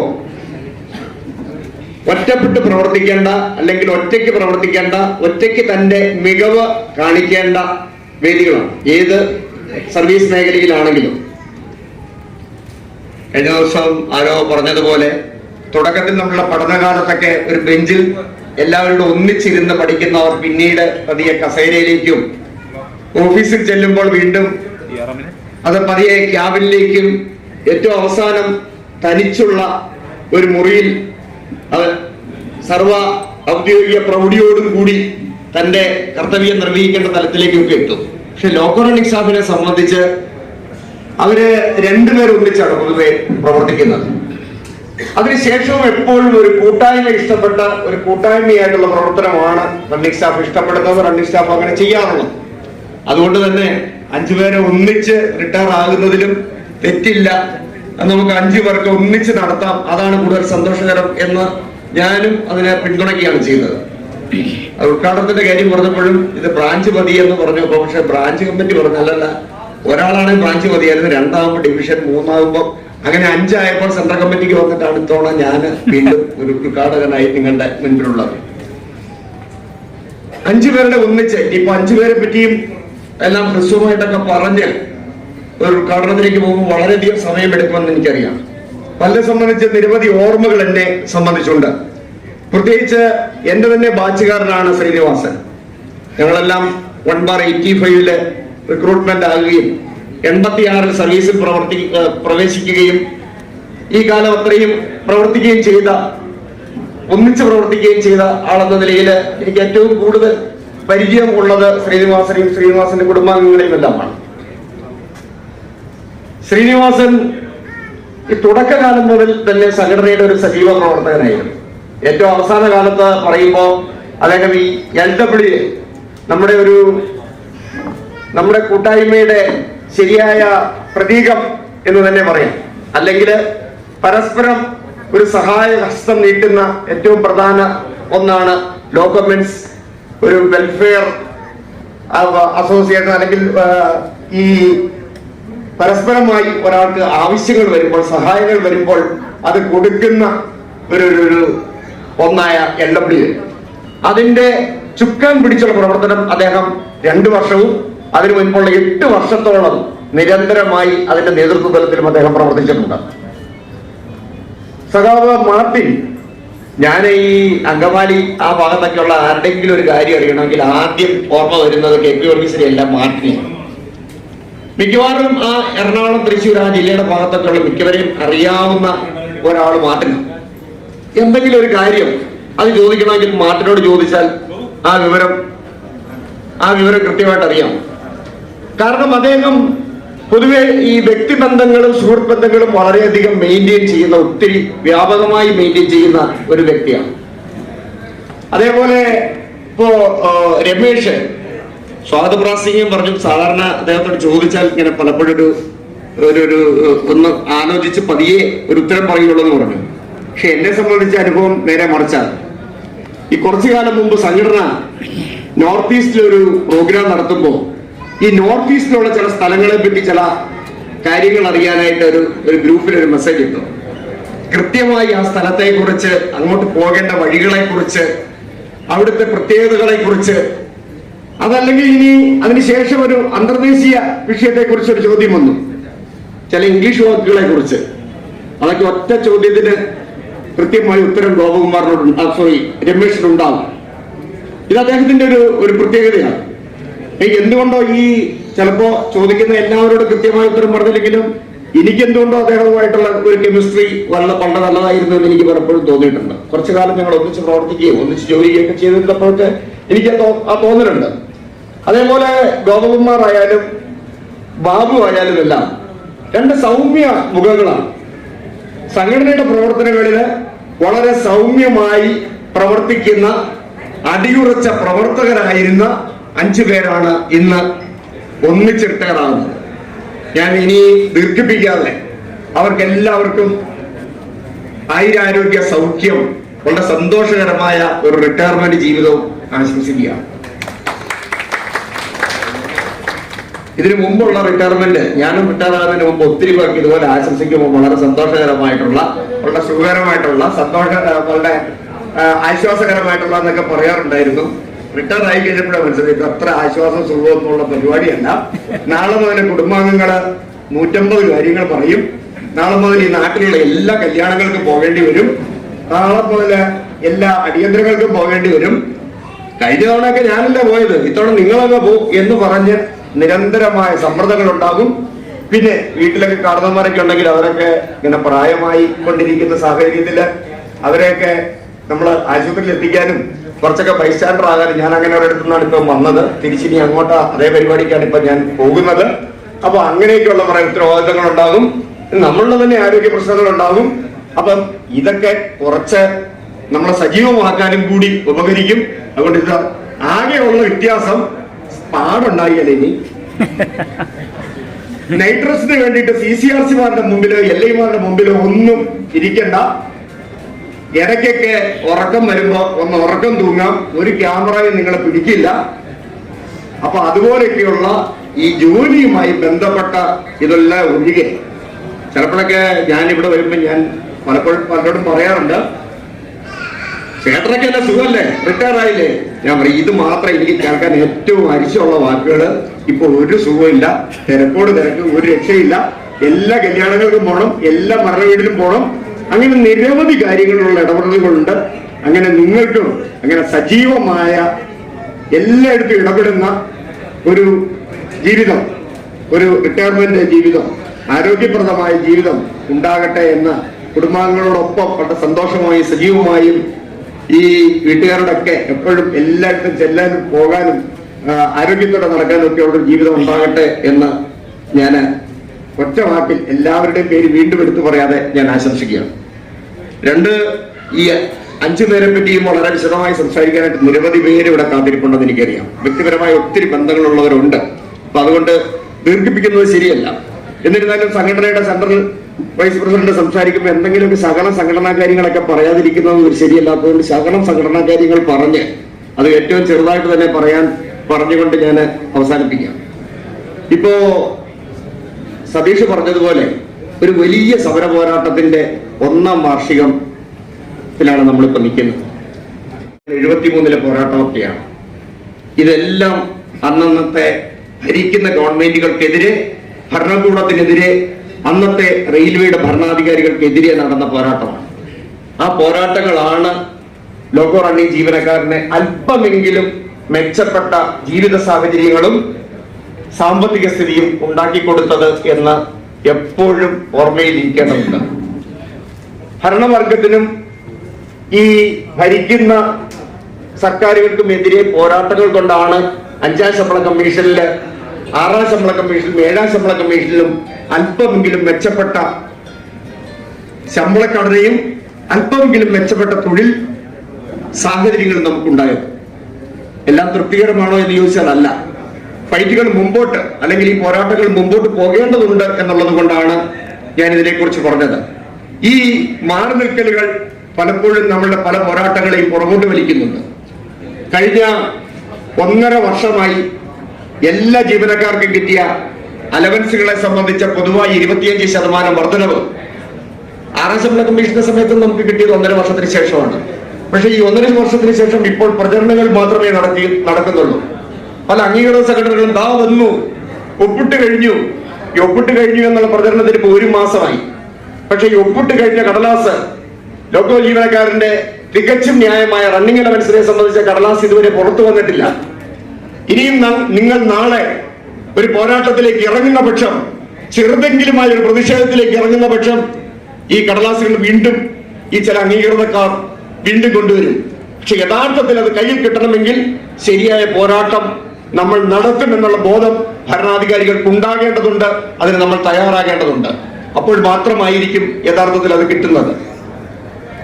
ഇൻകം ടാക്സിനെ സംബന്ധിച്ച് 30% നമ്മളുടെ ഇൻകം ടാക്സ് കൊടുക്കുകയും 70% ഒഴിവാക്കുകയും ചെയ്യണമെന്നുള്ള കൃത്യമായ നിയമം അത് 6ാം ശമ്പള കമ്മീഷന് ശേഷം അത് കിട്ടാത്ത ഒരു സ്ഥിതിവിശേഷമാണുള്ളത്. ഇത് കിട്ടാത്തതിനും ഒറ്റ കാരണം മാത്രമാണുള്ളത്. നിങ്ങൾ പോരാട്ടങ്ങൾ വർദ്ധിപ്പിക്കുമ്പോൾ തീർച്ചയായും ചർച്ചകൾക്ക് പോകാൻ ചിലരുണ്ടാകും. റെയിൽവേ ഭരണകൂടം തന്നെ ഞങ്ങൾ ആലോചിക്കുകയാണ്, ഉറപ്പിച്ചിരിക്കുകയാണ്, താമസിക്കാതെ തരും എന്ന് പറയുവാനുണ്ടാകും. അത് വെച്ച് നോട്ടീസ് അടിക്കുവാനും ആൾക്കാരുണ്ടാകും. പക്ഷേ ശരിയായ പോരാട്ടങ്ങളിലൂടെ മാത്രമേ അത് വാങ്ങിയെടുക്കുവാനായിട്ട് നമുക്ക് സാധിക്കുകയുള്ളൂ. ഇപ്പോ റിട്ടയർ ആകുന്ന ആൾക്കാർ പൊതുവെ കരുതുന്ന ഒന്നാണ് പെൻഷൻ കിട്ടും, സന്തോഷമാണ്. പക്ഷേ അതല്ല ഇന്നത്തെ സ്ഥിതി. ഒരു എക്സിക്യൂട്ടീവ് ഓർഡർ കൊണ്ട് നിലവിൽ വാങ്ങുന്ന പെൻഷൻ ഇല്ലായ്മ ചെയ്യുവാൻ സാധിക്കും എന്നത് 2 വട്ടമായി ഇപ്പോൾ നമ്മൾ കണ്ടുകൊണ്ടിരിക്കുകയാണ്. ഒന്ന് 2003 അവസാനം കണ്ടു, 2004 നടപ്പാക്കി. രണ്ടാമത്തത് ഇപ്പോൾ 2004 മുതൽ 2005 ഏപ്രിൽ 1 മുതൽ വീണ്ടും അത് അങ്ങനെ തന്നെ ആകാമെന്ന്, വേണമെങ്കിൽ ഞങ്ങൾക്ക് മാറ്റാമെന്ന് വീണ്ടും പറയുന്ന ചില പ്രഖ്യാപനങ്ങൾ UPS-ന്റെ പേരിൽ വന്നുകൊണ്ടിരിക്കുന്നു. അതിന്റെ ചർച്ചകളിലേക്കൊന്നും ഞാൻ പോകുന്നില്ല. ഞാൻ ആദ്യം സൂചിപ്പിച്ച സമയത്തിന്റെ പ്രശ്നമുണ്ട്. UPS-ന് മാത്രമായി ഒരു മീറ്റിംഗും വെച്ചിട്ടുണ്ട്. പക്ഷേ ഇതെല്ലാം തെളിയിക്കുന്നത് ഇന്ന് ഉറപ്പായി കിട്ടുമെന്ന് നമ്മൾ വിശ്വസിക്കുന്ന പെൻഷൻ നാളെ കിട്ടുമെന്ന് ഉറപ്പില്ല. ഈ അടുത്ത കാലത്ത് ഒരു ഫൈനാൻസ് ആക്ട് ഈ പാർലമെന്റിൽ പാസ്സായി. പെൻഷനാകുന്ന ആൾക്കാരുടെ കൃത്യമായി ഓർത്തിരിക്കേണ്ടതാണ്. ആ ഫൈനാൻഷ്യൽ ആക്ടിൽ പറഞ്ഞത് ഒരു പേ കമ്മീഷനിൽ റിട്ടയർ ആകുന്ന ജീവനക്കാരും റിട്ടയർ ആയ ജീവനക്കാരും സർവീസിലുള്ള ജീവനക്കാരും തമ്മിൽ ഒരേ ശമ്പളം വാങ്ങിക്കുന്നവർക്ക് പാരിറ്റി പെൻഷൻ സൂക്ഷിക്കണമെന്നുണ്ടെങ്കിൽ അതിൽ വേണമെങ്കിൽ ഡിസ്ക്രിമിനേഷൻ ആകാമെന്നാണ് ആ നിയമത്തിൽ ഉണ്ടാക്കിയത്. അതിനെതിരെ പെൻഷൻകാരുടെ സംഘടനകള് എല്ലാ ജില്ലാ ആസ്ഥാനങ്ങളിലും സമരം ചെയ്തു. ആ സമരം ചെയ്തപ്പോൾ ധനകാര്യമന്ത്രി നിർമ്മല സീതാറാം പറഞ്ഞത്, ഞങ്ങളത് അങ്ങനെ ഒരു നിയമം ഉണ്ടാക്കിയിട്ടുണ്ടേ ഉള്ളൂ, നടപ്പാക്കാൻ ഉദ്ദേശിക്കുന്നില്ല. 7ാം ശമ്പള കമ്മീഷൻ ചെയ്തതുപോലെയൊക്കെ ചെയ്യുമെന്നാണ് പറഞ്ഞത്. പിന്നെ എന്തിനങ്ങനെ ഒരു നിയമം ഉണ്ടാക്കി എന്നത് ചോദ്യത്തിന് ഉത്തരവുണ്ടായില്ല. അപ്പൊ അതുകൊണ്ട് ഞാൻ ഇനിയും ദീർഘിക്കുന്നില്ല. ഈ പറഞ്ഞു വന്നത്, ഇതേപോലെ പെൻഷൻ ആയാൽ സുഖമായി പെൻഷൻ വാങ്ങി, അല്ലെങ്കിൽ റിട്ടയർ ആയാൽ സുഖമായി പെൻഷൻ വാങ്ങിയിരിക്കാം എന്നത് ഒരു മിഥ്യാധാരണയാകുന്ന കാലത്താണ് നമ്മൾ നിൽക്കുന്നത്. ജീവനക്കാരുടെ പല കാര്യങ്ങളും പോരാട്ടങ്ങളിലൂടെ തന്നെ വാങ്ങിയെടുത്തതുപോലെ, ഇന്നലകളിൽ വാങ്ങിയെടുത്തതുപോലെ, ഭരിക്കുന്നത് ഏത് ഗവൺമെന്റ് ആണ് എന്ന് നോക്കാതെ ഇന്നലകളിൽ പോരാടിയതുപോലെ പോരാടുമ്പോൾ മാത്രം കിട്ടുന്ന ഒരു കാലത്താണ് നമ്മൾ നിൽക്കുന്നത്. തൊഴിലാളിയേക്കാൾ കൂടുതൽ മുതൽ മുടക്കുന്നവരും മുതലാളിമാരെ ശക്തരായ ഒരു കാലത്താണ് നിൽക്കുന്നത് എന്ന ബോധം തീർച്ചയായും തൊഴിലാളിയോട് ഇടയ്ക്കിടയ്ക്ക് പറയുകയും ഓർമ്മപ്പെടുത്തുകയും മനസ്സിൽ പതിക്കുകയും ചെയ്യേണ്ടതുണ്ട് എന്നുള്ളത് കൊണ്ടാണ് ഞാൻ ചെറുതായിട്ടെങ്കിലും ഇതെല്ലാം സൂചിപ്പിച്ചത്. ഞാൻ ദീർഘിപ്പിക്കുന്നില്ല. ഒരിക്കൽ കൂടി റിട്ടയർ ആകുന്ന 5 പേർക്കും ആയുരാരോഗ്യ സൗഖ്യം നേരുകയും അതിനോടൊപ്പം നാളെ സംഘടനയുടെ പ്രവർത്തനങ്ങളിലും പൊതുപ്രവർത്തനങ്ങളിലും എല്ലാം നിങ്ങൾ ഉണ്ടായിരിക്കണം. ശ്രീനിയൊക്കെ ഇപ്പോൾ തന്നെ കുറച്ച് പൊതുപ്രവർത്തനമൊക്കെ ഉള്ള ആളാണ്. പൊതുപ്രവർത്തനമായി, NSS പ്രവർത്തനമായി, അങ്ങനെയൊക്കെ ഒത്തിരി പ്രവർത്തനങ്ങൾ ഉണ്ട്. പക്ഷേ അത് പോരാ. ഇവിടെ ഈ റിട്ടയർ ആയ ആൾക്കാരുടെ ഇവിടെ ഒരു കൂട്ടായ്മയുണ്ട്. എല്ലാ ബുധനാഴ്ചയും വന്നില്ലെങ്കിലും മാസത്തിൽ ഒരിക്കലെങ്കിലും ഒക്കെ വരികയും അതിനോടൊപ്പം ചേരുകയും അങ്ങനെ എല്ലാ വിധത്തിലും സർവീസ് റിട്ടയർ ആയവരുടെ നാട്ടിൽ ഉള്ള എല്ലാ പ്രവർത്തനങ്ങളിലും എല്ലാവരും സജീവമായി ഉണ്ടാകണമെന്നും അതിനുള്ള എല്ലാ ആരോഗ്യവും ഉണ്ടാകട്ടെ എന്നും ആശംസിച്ചുകൊണ്ട് ഞാൻ എൻ്റെ വാക്കുകൾ സമ്മതിക്കുന്നു. നന്ദി. സമ്മേളനത്തെ ഡിവിഷൻ സെക്രട്ടറി ഗഗാറിനെ സംബന്ധിച്ചു. അധ്യക്ഷൻ, LRCയുടെ സെൻട്രൽ വൈസ് പ്രസിഡന്റ് മുരളി, ഇന്നത്തെ വിശിഷ്ടാതിഥികളായ സഖാക്കൾ NS Nair, KV Martin, AK Babu, K Ramesh, PK ഗോകുമാർ, അതോടൊപ്പം തന്നെ ഒരു പേര് കൂടെ ഞാൻ പറയാൻ, ഇന്ന് LRCയുടെ ഡിവിഷൻ വൈസ് പ്രസിഡന്റ് കൊല്ലത്ത് നിന്ന് അദ്ദേഹം ഒന്ന് സേവനം അവസാനിപ്പിക്കുകയാണ്. അദ്ദേഹം ഇവിടെ എത്തിച്ചേർന്നിട്ടുണ്ട്. എല്ലാവർക്കും ഞാൻ ആദ്യമായി ആശംസകൾ അറിയിക്കുന്നു. സമൂഹ വിവാഹം എന്നൊക്കെ പറയുന്ന പോലെ ഒരു സമൂഹ വിരമിക്കൽ ചടങ്ങ് ഞാൻ എൻ്റെ സർവീസ് കാലയളവിൽ ആദ്യമായിട്ടാണ് കാണുന്നത്. എല്ലാവരും ഇതിൽ തന്നെ ശ്രീനിവാസൻ ചേട്ടനോടും ബാബു ചേട്ടനോടും ഒപ്പം ഒക്കെ കുറച്ച് വണ്ടികൾ ഞാൻ വർക്ക് ചെയ്തിട്ടുണ്ട്. അവർക്ക് എല്ലാവർക്കും ആശംസകൾ അറിയിക്കുന്നു. സംഘടനാ കാര്യങ്ങളെല്ലാം തന്നെ റോളിച്ചേട്ടൻ പറഞ്ഞു, അതുകൊണ്ട് ഞാൻ അതിലേക്ക് കടക്കുന്നില്ല. പിന്നെ പ്രധാനമായിട്ടും പറയാനുള്ളത് ലോക്കോ പൈലറ്റിന്റെ ജോലി എന്ന് പറഞ്ഞാൽ നമ്മുടെ ഉള്ളിൽ നിന്ന് നോക്കുമ്പോൾ ഒരുപാട് കഷ്ടതകളുള്ള ഒരു ജോലിയാണ് ലോക്കോ പൈലറ്റിന്റെ ജോലി എന്ന് പറയുന്നത്. നമുക്ക് വിശ്രമമില്ല, ലീവില്ല, കുടുംബ ബന്ധങ്ങളിൽ അതിന്റെ കെട്ടുറപ്പുകളെ ബാധിക്കുന്ന തരത്തിൽ നമുക്ക് അതാണ് നമ്മുടെ തൊഴിൽ സാഹചര്യം. പക്ഷേ ഒരു ലോക്കോ പൈലറ്റിനെ പുറത്തു നിന്ന് നോക്കുന്ന ആൾക്കാരെ സംബന്ധിച്ചിടത്തോളം ഒരു രാജകീയമായ ഒരു പദവിയാണ്. ഒരു ലോക്കോ പൈലറ്റിനെ ഒന്ന് കാണുമ്പോൾ ഒന്ന് സംസാരിക്കണം, ഒന്ന് തൊടണം, അങ്ങനെയൊക്കെയുള്ള ആഗ്രഹമുള്ള സാധാരണക്കാരായ ഒരുപാട് ആൾക്കാരുണ്ട്. ഇപ്പോൾ 30-35 വർഷം മുമ്പ് ഈ സർവീസിലെത്തി ആൾ ഇന്ത്യ ലോക്കോ റണ്ണിംഗ് സ്റ്റാഫ് അസോസിയേഷനോടൊപ്പം അതിന്റെ പോരാട്ടങ്ങളിൽ പങ്കെടുത്തും സാക്ഷികളായും ഇത്രയും കാലം സംഘടനയോടൊപ്പം നിന്ന് ഇവരെ ഞാൻ ആശംസകൾ അർപ്പിക്കുന്നു. അതോടൊപ്പം തന്നെ എനിക്ക് പറയാനുള്ളത്, ഇനിയും നമ്മുടെ ജോസഫ് സാറൊക്കെ ഒരു പെൻഷന്റെ ഗ്രീവൻസൽ തുടങ്ങിയിട്ടുണ്ട്. അപ്പൊ അതോടൊപ്പം ചേർന്നുകൊണ്ട് അതിനകത്ത് ജീവകാരുണ്യ പ്രവർത്തനങ്ങൾ അടക്കം നടക്കുന്നുണ്ട് എന്നാണ് ഞാൻ മനസ്സിലാക്കുന്നത്. അപ്പൊ അത്തരം പ്രവർത്തനങ്ങളിൽ ഉണ്ടാകണം. അതുപോലെ തന്നെ നമ്മുടെ വരുംകാലം ഇന്ന് ആളിന്റെ നമുക്കറിയാം 3 ലക്ഷത്തോളം തസ്തികകൾ ഒഴിഞ്ഞു കിടക്കുന്ന ഈ ഒരു കാലഘട്ടത്തിൽ കടുത്ത അനീതിയും ചൂഷണവും തൊഴിലാളി വർഗം നേരിടുന്ന ഈ സാഹചര്യത്തിൽ തുടർന്നുള്ള പ്രക്ഷോഭങ്ങളിലും നിങ്ങളുടെ എല്ലാ സഹകരണങ്ങളും ഉണ്ടാവണം. വളരെ ഇപ്പൊ ഈ ഇരിക്കുന്ന 5 പേരും തന്നെ പഴയ പെൻഷൻ പദ്ധതി പ്രകാരം അവർക്ക് പെൻഷൻ കിട്ടും. പക്ഷേ UPS പദ്ധതി ഇനി 2004 മുതൽ നടപ്പിലായുള്ള പദ്ധതി പ്രകാരം പെൻഷൻ ഉറപ്പില്ലാത്ത ഒരു സാഹചര്യമാണുള്ളത്.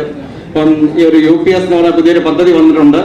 ആ പദ്ധതിയുടെ പുതിയ പെൻഷൻ പദ്ധതിയിൽ ഉൾപ്പെട്ട ആൾക്കാർക്ക് വേണ്ടി അവരുടെ സംശയങ്ങൾ ദൂരീകരിക്കുന്നതിനും ജൂൺ 30-ന് ഒരു ഓപ്ഷൻ നമ്മൾ കൊടുക്കേണ്ടതുണ്ട്. NPS-ലാണോ UPS-ലാണോ തുടരേണ്ടതെന്നുള്ളത്. അപ്പൊ അതിനും നമ്മൾ ഒരു കൺവെൻഷൻ ട്രിവാൻഡ്രം ഡിവിഷനിൽ ആൾ ഇന്ത്യ ലോക്കോ ALR സഭയിൽ വെച്ച് നമ്മൾ നടത്തുന്നു. അപ്പൊ അതിൽ UPS NPS ഉൾപ്പെട്ടിട്ടുള്ള പരമാവധി അംഗങ്ങൾ പങ്കെടുക്കണമെന്നുണ്ട് ഞാൻ അറിയിക്കുകയാണ്. അപ്പൊ ഈ റിട്ടയർ ആവുന്നവരെ സംബന്ധിച്ചിടത്തോളം നാളെ കഴിഞ്ഞാൽ അവർക്ക് ബാങ്കിൽ നല്ലൊരു ബാലൻസ് വരും, നല്ലൊരു പെൻഷൻ കിട്ടും. പക്ഷെ അതിനേക്കാളൊക്കെ ഉപരി അവര് എപ്പോഴും മനസ്സിൽ കൊണ്ടു നടക്കാൻ താല്പര്യപ്പെടുന്നത് കഴിഞ്ഞ 38 വർഷക്കാലം അവർ നേടിയെടുത്ത വിലപ്പെട്ട സൗഹൃദങ്ങളാണെന്നാണ് ഞാൻ കരുതുന്നത്. ആ സൗഹൃദങ്ങൾ പുതുക്കിക്കൊണ്ട് നഷ്ടപ്പെട്ടു പോയ സാമൂഹിക ബന്ധങ്ങൾ വിളക്കി ചേർത്തുകൊണ്ട് കുടുംബത്തിലെ കൂടുതൽ സമയം ചെലവഴിച്ചുകൊണ്ട് വരുംകാലങ്ങൾ സന്തോഷപൂർണ്ണമാകട്ടെ എന്ന് എല്ലാവർക്കും ആശംസകൾ അറിയിച്ചുകൊണ്ട് നിർത്തുന്നതാണ്.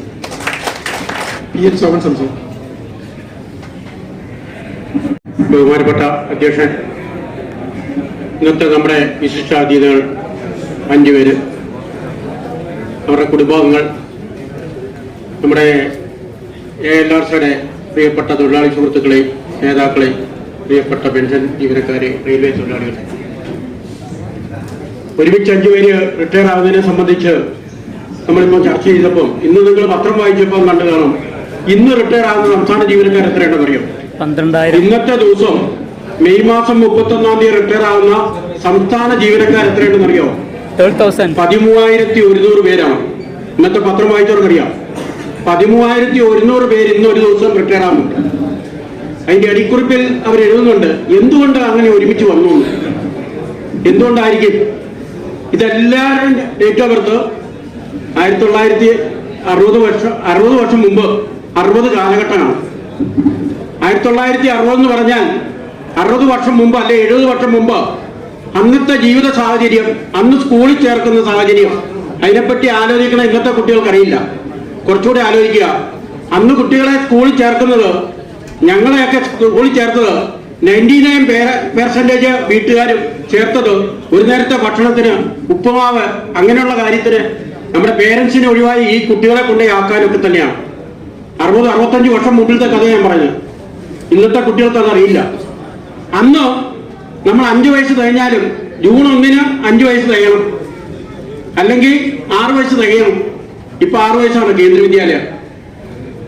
ഈ 5 വയസ്സ് തികയാൻ വേണ്ടി മെയ് മാസം മാത്രമായിരിക്കും അവർ ഓപ്റ്റ് ചെയ്യുന്നത്. അന്ന് ഈ പറയുന്ന നമ്മുടെ ഈ ജനനത്തീയതി സർട്ടിഫിക്കറ്റ് ഇല്ല. ഏത് മെഡിക്കൽ കോളേജിൽ നിന്ന് കൊടുക്കുന്നില്ല, നമ്മുടെ കോർപ്പറേഷനോ പഞ്ചായത്തിൽ നിന്നോ കൊടുക്കുന്നില്ല. അപ്പം അവിടെ പോയി പേരൻസ് കൊടുക്കുമ്പോൾ അവിടുത്തെ ഹെഡ് മാസ്റ്ററാ പറയുന്നത് ഇന്ന ഡേറ്റ്. അവർ 99% ആൾക്കാരും കൊടുക്കുന്നത് മെയ് മാസത്തെ ഡേറ്റ് ആയിരിക്കും. അത് റെയിൽവേ എന്നല്ല, അന്ന് കേരളത്തിലെ അടക്കം എല്ലാ മേഖലയിലും അതാണ്. അതുകൊണ്ട് തന്നെ മെയ് മാസം റിട്ടയർമെന്റ് ഏറ്റവും കൂടുതൽ അധികമായിട്ട് വരുന്നത് ആ ഒരു കാലഘട്ടത്തിന്റെ ആയിരുന്നു. ഇന്നതല്ല. ഇന്ന് നമുക്കറിയാം, നമ്മൾ സ്കൂളിൽ കൊണ്ട് ചേർക്കുമ്പോൾ കോർപ്പറേഷന് ഈ പറയുന്ന ബർത്ത് സർട്ടിഫിക്കറ്റ് ഹാജരാക്കി ഡേറ്റ് ഓഫ് ബർത്ത് വെക്കും. ഒരിക്കലും ഡേറ്റ് ഓഫ് ബർത്ത് ഈക്വൽ ആയിട്ട് വരികയില്ല. മറ്റേതോ ഒരു LP സ്കൂളിലെ ആ ഹെഡ് മാസ്റ്റർ പറയുന്ന ഡേറ്റ് ആയിരുന്നു. അതുപോലെയാണ് ഇന്ന് റിട്ടയർമെന്റ് സംസ്ഥാന ഗവൺമെന്റ് ജീവനക്കാര്. പിന്നെ മറ്റേ നമ്മുടെ ഡിവിഷണൽ സെക്രട്ടറി സൂചിപ്പിച്ച പോലെ യൂണിഫൈഡ് പെൻഷൻ സ്കീം വരുന്നുണ്ട്, UPF. അതിപ്പോ ആരംഭിക്കുന്നു. ജൂൺ 30 തൊട്ട് ഓപ്ഷൻ കൊടുക്കുന്നു. നമുക്കറിയാം ഈ പെൻഷൻ സ്കീം ഇപ്പം പുതിയ ഓൾഡ് പെൻഷനെ റിട്ടയർ ആവുന്ന 5 പേര് ഈ കാലഘട്ടം എന്നുവരെ ഉണ്ടാവും? ഒരു 10 വർഷം കൂടെ. 2035-36 ആകുമ്പോൾ പിന്നെ പെൻഷൻ പറ്റുന്നവരൊക്കെ NBS നും UPS രീതിയിലായിരിക്കും. അന്നത്തെ പെൻഷന്റെ എമൗണ്ടിനെ സംബന്ധിച്ച് ഇന്ന് നിങ്ങൾ കണക്ക് കൂട്ടിക്കൂ. സ്കീമിന്റെ സംബന്ധിച്ചുള്ള ഓരോ കാര്യങ്ങളും നിങ്ങൾ പഠിക്കൂ. അത് ഫാമിലി പെൻഷൻ ഇല്ല, മറ്റുള്ളതൊന്നുമില്ല. ഇന്ന് ഫാമിലി പെൻഷൻ ഉണ്ട്. ഒരു കേന്ദ്ര ഗവൺമെന്റ് ജീവനക്കാർ, സംസ്ഥാന ഗവൺമെന്റ് ജീവനക്കാർ റിട്ടയർ ആവുകയോ മരിക്കുകയോ ഒക്കെ ചെയ്താൽ ഫാമിലിക്ക് പെൻഷൻ കിട്ടും. അതിനൊരു പേഴ്സൻറ്റേജ് ഉണ്ട്. വരുംകാലത്ത് അത് ഇല്ലാതെ വരുന്ന സാഹചര്യം. ഇതൊക്കെയാണ് പെൻഷനെ സംബന്ധിച്ചുള്ള പ്രശ്നങ്ങൾ. ഇതൊക്കെ ഫൈറ്റ് ചെയ്ത് നേടിയെടുക്കേണ്ടിയിരിക്കുന്നു. അതിന്റെ കൂടെയാണ് നമ്മുടെ സെൻട്രൽ വൈസ് പ്രസിഡന്റ് പറഞ്ഞ നിർമ്മല സീതാറാം നടത്തിയ കഴിഞ്ഞ പാർലമെന്റ് സമ്മേളനത്തിൽ നടത്തിയത്. അത് നിങ്ങൾക്കറിയാം, ഒരുവിധം ആൾക്കാർക്കറിയാം. വോട്ട് ഓൺ അക്കൗണ്ട് എന്നുള്ള ഒരു രീതിയുണ്ട്. പാർലമെന്റിൽ ബഡ്ജറ്റ് അവതരിപ്പിക്കുന്ന എന്ന് പറഞ്ഞാൽ ഗവൺമെന്റ് വരവ് ചെലവ് കണക്കുകൾ, ദൈനംദിന ചെലവ്, ശമ്പളമടക്കം, മന്ത്രിമാരുടെ ചെലവടക്കം, എല്ലാ ചെലവുകളും പ്രസിഡന്റ് ഓഫ് ഇന്ത്യയുടെ അടക്കം വോട്ട് ഓൺ അക്കൗണ്ട് പാസ്സാക്കും. പെട്ടെന്ന് പാസ്സാക്കിയെടുക്കും. അതിന് ചർച്ചയില്ല, പാർലമെന്റ് ചർച്ചയില്ല. ആ ചർച്ചയ്ക്കകത്ത് ഇല്ലാത്ത ഒരു വിഷയത്തിനകത്താണ് നമ്മുടെ പെൻഷന്റെ ആ ബില്ലൂടെ കയറ്റിവിട്ടത്.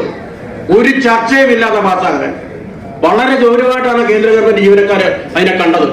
എന്ന് പറഞ്ഞാൽ നമ്മുടെ വിഷയം ഈ വോട്ട് ഓൺ അക്കൗണ്ട് പാസ്സാക്കുന്നതിന്റെ അടിയിൽ എക്സ്പെൻഡിച്ചർ കമ്മിറ്റി, DOPT എന്ന് പറയുന്ന ആള്, അയാള് റിമാർക്ക് എഴുതിയിട്ട് നമ്മുടെ പെൻഷൻ ഏത് സമയവും ഏത് രീതിയിലും ആക്കാം എന്നുള്ള ഒരു രീതിയിൽ അതിനെ മാറ്റിയെടുത്തിരിക്കുന്നു.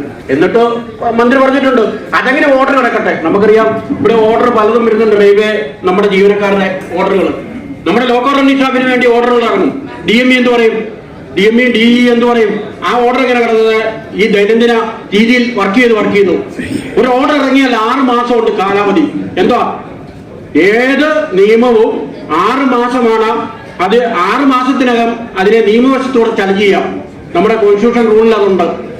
ഏത് നിയമത്തെയും നമുക്ക് കോടതിയിൽ പോയി ചലഞ്ച് ചെയ്യാൻ പറ്റും. അത് നമ്മുടെ വസ്തു വെക്കുന്നത്, മക്കൾക്ക് വസ്തു ആധാരം കൊടുക്കുന്നത്, നമ്മൾ തമ്മിലുള്ള ആധാര കൈമാറ്റങ്ങള്, നിയമങ്ങള്, ഈ പറയുന്ന റെയിൽവേയുടെ നിയമങ്ങള് എല്ലാം 6 മാസമാണ് കാലാവധി. ചലഞ്ച് ചെയ്യണേ 6 മാസത്തിനകം നടത്തണം. 6 മാസത്തിനകം നടത്താതിരിക്കാൻ എന്ത് ചെയ്യും? ആ നിയമം അങ്ങനെ നടന്നോട്ടെ, പഴയ പോലെ നടക്കട്ടെ. 6-ാം മാസം കഴിഞ്ഞ് 7-ാം മാസം വരുന്ന DRM ആണ് അത് ഇംപ്ലിമെന്റ് ചെയ്യുന്നത്. നമുക്ക് പോകാനുള്ള, നിയമവശത്തോടെ പോകാനുള്ള അവസരം നഷ്ടപ്പെടുത്തുന്ന രീതി അതാണ് ഇവിടെ നടക്കുന്നത്. അതിന്റെ ഒരു ഭാഗം തന്നെയാണ്. ഈ ഒരു സാഹചര്യമൊക്കെയാണ് നമ്മുടെ ഇന്നത്തെ തൊഴിൽ മേഖലയിൽ വന്നുകൊണ്ടിരിക്കുന്നത്. നമുക്കറിയാം 8-ാം ശമ്പള കമ്മീഷൻ വരാനുണ്ട്. നമ്മുടെ തൊഴിലാളികൾ ഒന്നാണെന്ന് നിൽക്കുന്നു. അതിൻ്റെ അകത്ത് ഒരു പെൻഷൻകാരുടെ പെൻഷനും ചേർക്കണോ വേണ്ടിയെന്ന് അവരാലോചിക്കുക എന്ന് പറഞ്ഞിരിക്കുന്ന ഒരു സാഹചര്യം. അതിനോടൊപ്പം ഇപ്പം നടന്നുകൊണ്ടിരിക്കുന്ന പ്രശ്നങ്ങൾ നമുക്കറിയാം. ലോക്കോ റണ്ണിംഗ് സ്റ്റാഫ്, ഫാമിലി, ഇപ്പോൾ എല്ലാം നമ്മുടെ ലോക്കോ റണ്ണിംഗ് സ്റ്റാഫിന്റെ ഫാമിലി ഉണ്ട്. ലോക്കോ പൈലറ്റ് എന്ന് പറഞ്ഞാൽ നല്ല ശമ്പളം ഉണ്ടെന്ന് എല്ലാവരും വിചാരിക്കുന്നു. ശമ്പളമുണ്ട്, ഇരട്ടി ടൈമാണ് നമ്മൾ വർക്ക് ചെയ്യുന്നത്. ഒരു സാധാരണ ജീവനക്കാരൻ, ഇപ്പം ബാങ്ക് ജീവനക്കാരൻ നമ്മൾക്കറിയാം, പ്രപ്പോസൊക്കെ ആലോചിക്കുമ്പം അധ്യാപകര്, ബാങ്കിലെ ജീവനക്കാര്, ഇതൊക്കെയായിരുന്നു നമ്മൾ ഒരു കാലത്ത് സെലക്ട് ചെയ്യുന്നത്. ഇന്ന് ബാങ്കുകാരുടെ സ്ഥിതി എന്തുവാ? രാവിലെ പോയിരുന്നാൽ വൈകിട്ട് 5 മണി വരെ അവര് കംപ്ലീറ്റ് നിൽക്കണം. 5 മണി കഴിഞ്ഞ് കണക്ക് തീർത്തിറങ്ങി പോകണമെന്നുണ്ടെങ്കിൽ കംപ്ലീറ്റ് അതിന്റെ പ്രിന്റ് ഔട്ട് എടുത്ത് വെച്ചിട്ട് കമ്പ്യൂട്ടറിൽ നിന്ന് പോകാൻ പറ്റുള്ളൂ. ആ രീതി പോകുമ്പം 9 മണി 10 മണി വരെ രാത്രി ഇരുന്ന് വർക്ക് ചെയ്യുന്നുണ്ട്. നിങ്ങൾക്ക് ഏതെങ്കിലും ബാങ്ക് നിങ്ങളുടെ അടുത്തുണ്ടെങ്കിൽ നാഷണലൈസ് ബാങ്കിന്റെ കട്ടണം നോക്കുക, ഒരെണ്ണോ 5 മണിക്ക് അടയ്ക്കുന്നില്ല. മുൻകാലങ്ങളിൽ അടയ്ക്കുമായിരുന്നു. ആ രീതിയിൽ ആ ജോലിയുടെ മാറ്റങ്ങൾ വന്നുകൊണ്ടിരിക്കുന്നു. ജോലിയുടെ വർക്ക് ലോഡ് കൂടിക്കൊണ്ടിരിക്കുന്നു. ലോക്കൽ റണ്ണിംഗ് സ്റ്റാഫിന് അത്തരത്തിൽ വർക്ക് ലോഡ് കൂടിക്കൊണ്ടിരിക്കുന്നു എന്നുള്ള വാസ്തവം. ആ മാറ്റങ്ങൾ നമ്മൾ മനസ്സിലാക്കുക. ആ ഒരു സാഹചര്യത്തിലൂടെയാണ് നമ്മളിപ്പം കടന്നു പോയിക്കൊണ്ടിരിക്കുന്നത്. അതും നമ്മൾ മനസ്സിലാക്കിക്കൊണ്ട് വേണം നമ്മുടെ ഈ പറയുന്ന തൊഴിൽ മേഖലയെ സംബന്ധിച്ച് നോക്കാൻ. ശമ്പളത്തെ സംബന്ധിച്ച് ഇപ്പം കിട്ടുന്ന ശമ്പളം കുറയ്ക്കാനുള്ള എല്ലാ കാര്യങ്ങളും നടക്കും. കാരണം 1,40,000 ജീവനക്കാരുണ്ട് local running staff. Local running staff ഇന്ത്യയിൽ 1,40,000, 30,000, 32,000 ഒഴിവുകളുണ്ട്. ബാക്കി ഇന്ന് ഇന്ത്യയിൽ ഉണ്ടെന്നുള്ള വാസ്തവം. അത്രയും ജീവനക്കാരുടെ 1 രൂപ കുറച്ചാൽ കേന്ദ്ര ഗവൺമെന്റ് ചിന്തിക്കുന്ന 1 ലക്ഷത്തിലധികം രൂപ കുറയും. ഒരു മാസം 100 രൂപ കുറച്ചാൽ അത്രയും ലക്ഷങ്ങൾ അവരുടെ പോക്കറ്റിൽ കിട്ടും. 1000 രൂപ കുറച്ചാൽ കോടികളാണ് അവരുടെ പോക്കറ്റിൽ കിട്ടുന്നത്. അപ്പം 1000 രൂപ വീതം കുറയ്ക്കാൻ പറ്റുമോ? ഇപ്പോഴത്തെ TA നമുക്ക് തരാത്തത് അതുകൊണ്ട് തന്നെയാണ്. ആ രീതിയിലുള്ള നടപടിക്രമങ്ങളാണ് വരുന്നത്. എത്ര കണ്ട് ശക്തമായിട്ട് തൊഴിലാളികളും പെൻഷൻ ജീവനക്കാരും പ്രതികരിക്കുന്നു, അതനുസരിച്ച് മാത്രമേ നമുക്ക് നേടിയെടുക്കാൻ കഴിയുള്ളൂ. അതുപോലെ തന്നെ വർക്കിങ്ങിന്റെ നേച്ചറിനെ സംബന്ധിച്ച്, വർക്കിംഗ് റൂളിനും റെസ്റ്റിനെ സംബന്ധിച്ച് നമ്മുടെ റോളി ചൂണ്ടിക്കാണിച്ചു. സാധാരണ ജീവനക്കാർ 8 മണിക്കൂർ കഴിയുമ്പോൾ ജോലി തീരും ഒരു ദിവസത്തെ. ലോക്കൽ റണ്ണിംഗ് സ്റ്റാഫിന് അതല്ല. നമുക്കിവിടെ 10 മണിക്കൂർ 13 മണിക്കൂർ വരെയാണ്. 13 ഇപ്പം തന്നെ പാർലമെന്റിൽ കഴിഞ്ഞ ദിവസം കൊടുത്തത് കോൺഗ്രസിന്റെ INTUCയുടെ പ്രസിഡന്റിന് കൊടുത്തിരിക്കുന്ന, പ്രതിപക്ഷ നേതാവിന് കൊടുത്തിരിക്കുന്ന മറുപടി എന്താ പറയുന്നത്? നമുക്ക് 9 മണിക്കൂറാക്കി കുറച്ചിട്ടുണ്ടെന്ന്. ഇതുവരെ 9 മണിക്കൂറാക്കി കുറച്ച് റെയിൽവേ ബോർഡ് ഓർഡർ ഇറക്കിയിട്ടില്ല. അതാണ് അതിലെ സ്ഥിതി. കള്ളത്തരമാണ് പാർലമെന്റിൽ പറഞ്ഞുകൊണ്ടിരിക്കുന്നത്. ആ രീതിയിൽ വർക്ക് ചെയ്യുന്നു. ഈ നിങ്ങൾ ഉദ്ദേശിക്കുന്ന ഇവിടുത്തെ സാഹചര്യം നമ്മൾ ഈ പറയുന്ന തമിഴ്നാട്ടിലെയോ കേരളത്തിലെയോ സദേൺ റെയിൽവേയിലെ സാഹചര്യമല്ല ഇന്ത്യയിലെ മറ്റ് 16 സോണിലും നടക്കുന്നത്. മറ്റ് 16 നോർത്തേൺ റെയിൽ ഏരിയയിൽ, അതും പ്രത്യേകിച്ച് ഖനനം നടക്കുന്ന ഛത്തീസ്ഗഡ് അടക്കം ഉള്ള വെസ്റ്റ് ബംഗാൾ അടക്കമുള്ള ഏരിയയില്, ഗുജറാത്ത് അടക്കം, അവിടെയൊക്കെ വർക്കിംഗ് അവേഴ്സ് എന്ന് പറയുന്നത് 16 മണിക്കൂർ 18 മണിക്കൂറാണ്. 18 മണിക്കൂർ ലോക്കൽ പൈലറ്റ് അവിടെ ബസ്സിൽ വർക്ക് ചെയ്യുന്നുണ്ട്. എന്നിട്ടോ റെയിൽവേ അതൊക്കെ കള്ളക്കണക്ക് കാണിച്ചുകൊണ്ടിരിക്കുകയാണ്. എന്ത് ചെയ്യും? 8 മണിക്കൂർ കഴിയുമ്പോൾ ഒരു ബ്രേക്ക്, 10 മിനിറ്റ് ബ്രേക്ക് കൊടുത്തിട്ട് അടുത്ത വണ്ടിയായിട്ട് അതിനെ മാറ്റിയിരിക്കുക. അപ്പൊ 8 മണിക്കൂറും 8 മണിക്കൂറും 2 വണ്ടിയായിട്ട് മാറുന്നു. അത്തരത്തിലുള്ള കള്ളത്തരം, എല്ലാത്തരം അഴിമതികളും നടത്തിക്കൊണ്ടിരിക്കുന്ന ഒരു അധികാര രീതിയിലാണ് റെയിൽവേ നടന്നുകൊണ്ടിരിക്കുന്നത്. അതിന്റെ ഒരു ഭാഗമാണ് ഇപ്പം വന്നുകൊണ്ടിരിക്കുന്നത്. നമുക്കറിയാം PR, പീരിയോഡിക്കൽ റെസ്റ്റ്. നമുക്കറിയാം ഒരു ജീവനക്കാരൻ ശനിയാഴ്ച വൈകുന്നേരം 5 മണിക്ക് ഇറങ്ങിയാൽ ഞായറാഴ്ച റെസ്റ്റ് വീട്ടെടുത്ത് തിങ്കളാഴ്ച രാവിലെയാണ് എല്ലാ ജീവനക്കാരും വരുന്നത്. ഞങ്ങളുടെ റെയിൽവേ ഓഫീസർമാരോ ശനിയാഴ്ച റെസ്റ്റ് ഉണ്ട്, 2 ദിവസം റെസ്റ്റാണ് അവർക്ക്. വെള്ളിയാഴ്ച വൈകുന്നേരം 5 മണിക്ക് ഇറങ്ങിയാൽ ശനിയാഴ്ച റെസ്റ്റ്, ഞായറാഴ്ച റെസ്റ്റ്, തിങ്കളാഴ്ച രാവിലെ 9 മണിക്ക് വന്നാൽ മതി. എങ്ങനെയാണ് കണക്കൂട്ടുന്നത്? 24 മണിക്കൂർ റെസ്റ്റ് അല്ല, 24+ ദൈനംദിന റെസ്റ്റ്. നമുക്കറിയാം 8 മണിക്കൂർ ജോലി, 8 മണിക്കൂർ വിശ്രമം, 8 മണിക്കൂർ കുടുംബത്തോടൊപ്പം എന്നുള്ള രീതിയിൽ 16 വെക്കുമ്പം 8 മണിക്കൂർ ജോലി കഴിഞ്ഞ് 16 മണിക്കൂർ നമ്മൾ കുടുംബത്തോടൊപ്പം ചെലവഴിക്കണം. കുടുംബകാര്യങ്ങൾ നോക്കണം, കുട്ടികളുടെ കാര്യങ്ങൾ നോക്കണം, ആരോഗ്യം നോക്കണം, നമ്മുടെ ഹെൽത്ത് നോക്കണം. ആ 16 മണിക്കൂറോ ലോക്കൽ റണ്ണിംഗ് സ്റ്റാഫിന് തരുന്നില്ലെന്നുള്ള വാസ്തവം. ആ 16 മണിക്കൂർ തരാതെ വീക്കിലി റെസ്റ്റ് മാത്രം 30 മണിക്കൂർ തന്നിട്ട് 30-നകത്ത് 16 ഉണ്ടെന്ന് പറഞ്ഞ് ഇതുവരെ കബളിപ്പിച്ചുകൊണ്ടിരിക്കുകയാണ്. ഇതുവരെ റെയിൽവേ കബളിപ്പിച്ചിരിക്കുന്ന റെയിൽവേയുടെ നടപടിക്രമങ്ങൾ അങ്ങനെ തന്നെയാണ്. അവന് കിട്ടേണ്ട അവകാശങ്ങൾ, ആധികാരികമായിട്ട് കിട്ടേണ്ട വേതനങ്ങൾ, അല്ലെങ്കിൽ വർക്കിംഗ് അവേഴ്സ്, റെസ്റ്റ്, ഒരു തൊഴിലാളിക്ക് കിട്ടേണ്ട അടിസ്ഥാന അവകാശങ്ങൾ അതാണ്. അതിലേക്ക് ശ്രദ്ധ പോകാത്ത തരത്തിൽ, ഒരു തൊഴിലാളിയും ഒരു യൂണിയനും പോകാത്ത തരത്തിൽ അവനെ ശ്രദ്ധ മാറ്റുന്ന തരത്തിലുള്ള പരിപാടികൾ, അവനെ ഏത് തരത്തിൽ ശിക്ഷിക്കപ്പെടാവോ, ഏത് തരത്തിൽ ലീവ് കൊടുക്കാതെ അവനെ മാനസികമായി പേടിപ്പിക്കാവോ, അവൻ ലീവിന്റെ പുറകെ, ട്രാൻസ്ഫർ കൊടുക്കാതെ ട്രാൻസ്ഫറിന്റെ പുറകെ, അവനെ അത്തരത്തിൽ റെയിൽവേ ഇതുവരെ നമ്മുടെ തൊഴിലാളികളെ യൂണിയനെയും ഭിന്നിപ്പിച്ചു പഠിക്കുന്ന രീതിയിൽ അവനെ ഈ പറയുന്ന യഥാർത്ഥ സമര അവകാശത്തിന് വേണ്ടി സമരം ചെയ്യിക്കാത്ത തരത്തിലേക്കാണ് നീക്കിക്കൊണ്ടിരുന്നത്. അതിനൊരു മാറ്റമാണ് നമ്മൾ പറഞ്ഞത്. കഴിഞ്ഞ കൊല്ലം ജൂൺ 1 മുതൽ 27 വരെ നമ്മൾ നടത്തിയ സമരം, ആ സമരം അച്ചീവ്മെന്റ് എന്ന് പറഞ്ഞാൽ വളരെ കൂടുതലാണ്. പ്രതിപക്ഷ നേതാവ് പോലും ഇവിടെ നമ്മുടെ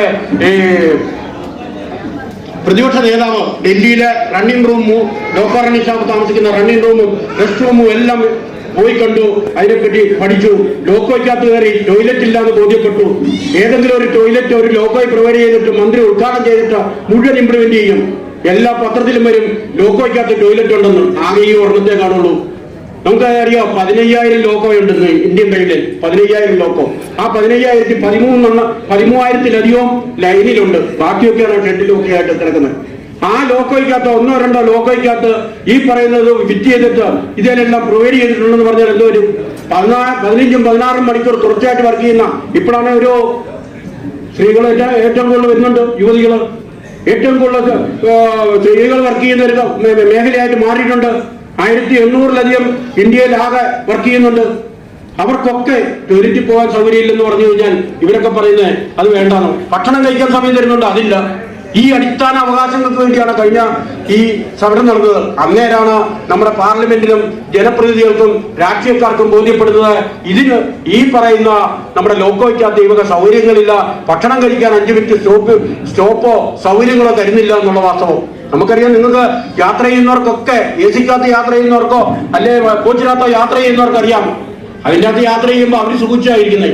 പക്ഷെ ആ ലോക്കോ പൈലറ്റിനെ സംബന്ധിച്ച് ഒരു ഉച്ചക്കത്തെ ഭക്ഷണം കൊണ്ടുവന്നാൽ പൊതിഞ്ഞു വെച്ച് കഴിക്കാൻ പറ്റില്ലെന്നുള്ള വാസ്തവം. നമ്മുടെ ഒരു റിട്ടയറായ ഒരു ലോക്കോ പൈലറ്റ് പറയും, പലപ്പോഴും ഈ കൺട്രോൾ സ്റ്റാൻഡ് ഞങ്ങളുടെ ഓപ്പറേറ്റിംഗ് ഡെസ്കിന്റെ മുകളിൽ വെച്ച് ഭക്ഷണം പൊതിഞ്ഞു കഴിക്കുമ്പോൾ ഗുഡ്സ് ആണെങ്കിൽ ഗുഡ്സ് അങ്ങോട്ടും ഇങ്ങോട്ടും മാറുമ്പോൾ നല്ല മീൻ കഷ്ണം എടുത്ത് മാറ്റി വെച്ച് അവസാനം കഴിക്കാൻ വെച്ച് അത് താഴെ പോയ ചരിത്രം വരെ അവൻ എന്നോട് പറഞ്ഞിട്ടുണ്ട്. എന്ത് ചെയ്യാം, ലാസ്റ്റ് ഒന്ന് കഴിക്കാൻ വെച്ചിരിക്കുന്ന കഷ്ണം വരെ ഈ ലോക്കോ നാടിയപ്പം പോയി കഴിക്കാൻ പറ്റിയില്ല. 10-15 മിനിറ്റ് എടുത്താണ് കഴിക്കുന്നത്. കാരണം ഇത് സിഗ്നൽ നോക്കണം, ബ്രേക്ക് പിടിക്കണം, മറ്റു കാര്യങ്ങളെല്ലാം നോക്കണം. ഈ വക സാഹചര്യങ്ങൾ നമ്മുടെ ജനങ്ങളുടെ ഇടയിൽ എത്തിച്ചാൽ മാത്രമേ നമുക്കിതൊരു പരിഹാരം എത്തിക്കാൻ പറ്റുള്ളൂ. അത് നമ്മുടെ തൊഴിലാളികളുടെ ഇടയിലും ജനങ്ങളുടെ ഇടയിലും അതിനേക്കാളുപരി സത്യം പറഞ്ഞാൽ ലോക്കോ പൈലറ്റ് എന്ന് പറയുന്നത് 10% ഉള്ളൂ ഇന്ത്യൻ റെയിൽവേയിൽ. ബാക്കി 90% clerk staff, station master, train manager, മറ്റ് TSR സ്റ്റാഫ്, ഷെഡ് സ്റ്റാഫ്. നിങ്ങൾ കാണാം, ഇത്രയും 13 ലക്ഷത്തിൽ ഇന്ന് 11 ലക്ഷത്തെ ജീവനക്കാരുള്ളൂ. 2.25 ലക്ഷം, 287 ഒഴിവാണ്. ആ 11 ലക്ഷം തൊഴിലാളികളിൽ 1 ലക്ഷം തൊഴിലാളികൾ വെച്ച് 10 ലക്ഷം പേരും ഈ ലോക്കോയുമായിട്ട് യാതൊരു ബന്ധവുമില്ല. അവർക്ക് ഇതുമായിട്ട് യാതൊരു ബന്ധവുമില്ല. അവർക്ക് ഇതിനെ പറ്റി അറിയത്തില്ല എന്നുള്ള വാസ്തവം. അതാണ് റെയിൽവേയുടെ വിജയം. ഒരു കാറ്റഗറി വർക്ക് ചെയ്യുന്നവരുടെ ബുദ്ധിമുട്ടോ പ്രശ്നങ്ങളോ അടുത്ത കാറ്റഗറിക്കാർക്ക് അറിയത്തില്ല. അവർ ഇവരുമായിട്ട് മിങ്കിൾ ചെയ്യുന്നില്ല. സിഗ്നൽ ഇട്ടാൽ പോലും സിഗ്നൽ ഏതാന്ന് പോലും കൂടെ അവർക്കറിയത്തില്ല എന്നുള്ള വാസ്തവം. അതുകൊണ്ട് തന്നെ റെയിൽവേയുടെ വിജയം എവിടെയാണ്? തൊഴിലാളികളെ അങ്ങോട്ടും ഇങ്ങോട്ടും സഹകരിപ്പിക്കുകയില്ല, അവരെ ഒരുമിച്ച് നിർത്താൻ സമ്മതിക്കത്തില്ല. ആ ഒരു സാഹചര്യത്തിലൂടെയാണ് നീങ്ങിക്കൊണ്ടിരിക്കുന്നത്. അതുകൊണ്ട് തന്നെ നമ്മുടെ സമര പോരാട്ടങ്ങൾ ശക്തമായിട്ട് മുന്നോട്ട് കൊണ്ടുപോകണം. എങ്കിൽ മാത്രമേ വരും തലമുറ തീർച്ചയായിട്ടും പീരിയോഡിക്കൽ റെസ്റ്റ്, ആഴ്ചയിൽ ഒരു റെസ്റ്റ് 46 മണിക്കൂർ നമ്മൾ നേടിയെടുക്കും. അത് തീർച്ചയാണ്, യാതൊരു വ്യത്യാസമില്ല. Within short period. കാരണം അതിനൊക്കെ ബഹളങ്ങളും പ്രശ്നങ്ങളും എല്ലാം തന്നെ പബ്ലിസിറ്റി ആയിക്കഴിഞ്ഞു. ആ രീതിയിലേക്ക് വരുന്നു. ഇപ്പൊ 30,000 വേക്കൻസി നമുക്കറിയാം. ഇപ്പൊ അപ്ലൈ ചെയ്തിട്ടുണ്ടാകും. 1/24 എന്ന് പറഞ്ഞ് 18,799 വേക്കൻസിക്കാണ് 1/24 വിളിച്ചിരിക്കുന്നത്. ഇതുവരെ അതിന്റെ ഫൈനൽ റാങ്ക് ലിസ്റ്റ് വന്നിട്ടില്ലെന്നുള്ള വാസ്തവം. വീണ്ടും സമരങ്ങളും അജിറ്റേഷനും ALRs നടത്തിയതിന്റെ ഫലമായിട്ടാണ് ഈ 18,000 ആക്കിയത്. വീണ്ടും ഇക്കൊല്ലത്തെ എഴുതിയിട്ടുണ്ട് 1/25 എന്ന് പറഞ്ഞുകൊണ്ട് 9,000-ഓളം വേക്കൻസി, 8,937 വേക്കൻസിയോളം അതും പിടിച്ചിട്ടുണ്ട്. 2 വേക്കൻസി ഇപ്പോൾ ഈ RRC റിക്രൂട്ടിംഗ് പെൻഡിംഗ് ആണ്. RRC നിങ്ങൾക്കറിയാം, നാഷണൽ ബേസ് റിക്രൂട്ടിംഗ് നടക്കുന്ന ആ ഇതിൽ തന്നെ കഴിഞ്ഞ പ്രാവശ്യം നടത്തിയപ്പോൾ അതിൻ്റെ അത് ക്വസ്റ്റ്യൻ പേപ്പർ ചോർന്ന് മാറ്റി വെച്ചിരിക്കുകയാണ്. ആ രീതിയിലാണ് ഇപ്പൊ നമ്മൾ നീറ്റിന്റെ പരീക്ഷ നടക്കാൻ പോകണം ഈ ജൂൺ 15. ഈ രീതിയിൽ വേക്കൻസികളെല്ലാം ഒഴിച്ചിട്ടുകൊണ്ടാണ് റെയിൽവേ ഭരണം നടത്തിക്കൊണ്ടിരിക്കുന്നത്. ഈ ഒരു സാഹചര്യത്തിൽ നമ്മൾ ഓൾഡ് പെൻഷൻ റിട്ടയർ ആവുന്നവര് അവര് ബുദ്ധിമുട്ടില്ല എന്ന് വിചാരിക്കേണ്ട. അവരുടെ പെൻഷനും ഏത് സമയത്തും അത് കുറവാക്കാനുള്ള രീതിയിലുള്ള സമര പോരാട്ടങ്ങൾ വരും. നിങ്ങൾക്കറിയാം, കഴിഞ്ഞ ഒരു 4-5 കൊല്ലം മുമ്പ് സർവീസ് ജീവനക്കാരും ഇതെല്ലാം 1 റാങ്ക് 1 പെൻഷൻ എന്ന് പറഞ്ഞ് ഡിഫൻസ് സർവീസ് നടത്തുന്ന പോലെ എല്ലാവർക്കും പെൻഷൻ എന്നുള്ള രീതിയിൽ ഇവിടെ ഒരു കാമ്പയിൻ നടന്നു. അതിന്റെ അർത്ഥം നമ്മുടെ പെൻഷൻ കുറയ്ക്കുക, മറ്റുള്ളവർക്ക് കൊടുക്കാൻ കഴിയുമോ ഇല്ലെന്നുള്ള മാത്രം നടപ്പിലാക്കാനല്ല. ഇത് തൊഴിലാളികളെ ഭിന്നിപ്പിക്കാനും മറ്റു ജനവിഭാഗത്തെ നമുക്കെതിരെ തിരിക്കാനുമുള്ള ഒരു പ്രവർത്തന ശൈലിയാണ് നടന്നു വന്നത്. എന്തായാലും ഈ ഒരു സാഹചര്യത്തിൽ നമ്മുടെ 5 സഹാക്കള്, ആ സഹാക്കൾ എല്ലാവരും തന്നെ എന്നോടൊപ്പം വർക്ക് ചെയ്തിട്ടുള്ളതാണ്. ശ്രീനിവാസനോടൊപ്പം RRB റിക്രൂട്ടിംഗ് ആണ്. ബാക്കി നാല് പേരും മറ്റു ഡിവിഷനിൽ ഇങ്ങോട്ട് വന്നതാണെങ്കിൽ പോലും അവരും എറണാകുളം സൗത്തിൽ എന്നോടൊപ്പം ഫുൾ ടൈം വർക്ക് ചെയ്തുകൊണ്ടിരുന്ന സഹാക്കളാണ്. നല്ല രീതിയിൽ പ്രവർത്തിച്ച സഹാക്കളാണ്. ഇവരൊക്കെ തന്നെ വരുംകാല ഭാവിയിൽ റിട്ടയർ ആയി കഴിഞ്ഞാൽ തീർച്ചയായിട്ടും ലൈവായിട്ടിരിക്കണം. കാരണം ലൈവായിട്ടിരിക്കാൻ ലോ കോർഡിനേഷൻ സ്റ്റാഫിന് മാത്രമേ കഴിയുള്ളൂ. മറ്റ് ജീവനക്കാരെക്കാളും കൂടുതൽ ലൈവായിട്ടിരുന്ന എന്ന് പറഞ്ഞാൽ പൊതുപ്രവർത്തനത്തിലൂടെ മാത്രം നമ്മൾ ലൈവായിട്ടിരിക്കണം. എങ്കിൽ മാത്രമേ നമ്മുടെ ജീവിതം ദൈർഘ്യം കൂടുള്ളൂ. ഈ റിട്ടയറായി വീട്ടിൽ തന്നെ ഒതുങ്ങിയിരിക്കുന്ന ഒരു സാഹചര്യത്തിൽ വന്നാൽ ആരോഗ്യത്തിന് ബുദ്ധിമുട്ട് വരും, മാനസിക ബുദ്ധിമുട്ട് വരും. അതിനൊക്കെ മാറ്റിക്കൊണ്ട് 24 hours മനസ്സും ശരീരവും നമ്മൾ വർക്കിലേക്ക് മാറുന്ന തരത്തിൽ, നമ്മുടെ ആരോഗ്യത്തിന്റെ അനുസരിച്ചുള്ള വർക്കിലേക്ക് മാറുന്ന തരത്തിലേക്കുള്ള പ്രവർത്തനം ഈ റിട്ടയറായ ജീവനക്കാരിൽ നിന്നും ഉണ്ടാവണം. അവർക്കും അവരുടെ കുടുംബാംഗങ്ങൾക്കും എല്ലാവിധ ഭാവങ്ങളും നേർന്നുകൊണ്ട് ഞാൻ നിർത്തുന്നു. അഭിവാദ്യങ്ങൾ. പറയണമെന്നില്ലേ?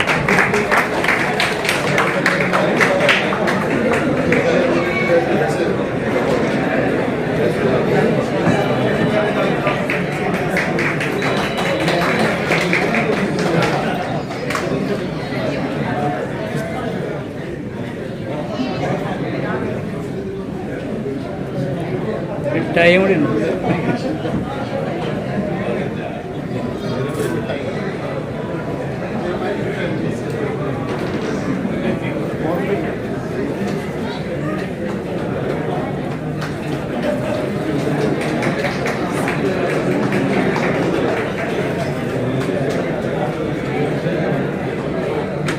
ഒക്കെ പ്ലാൻ ചെയ്ത് വന്നേക്കണേ.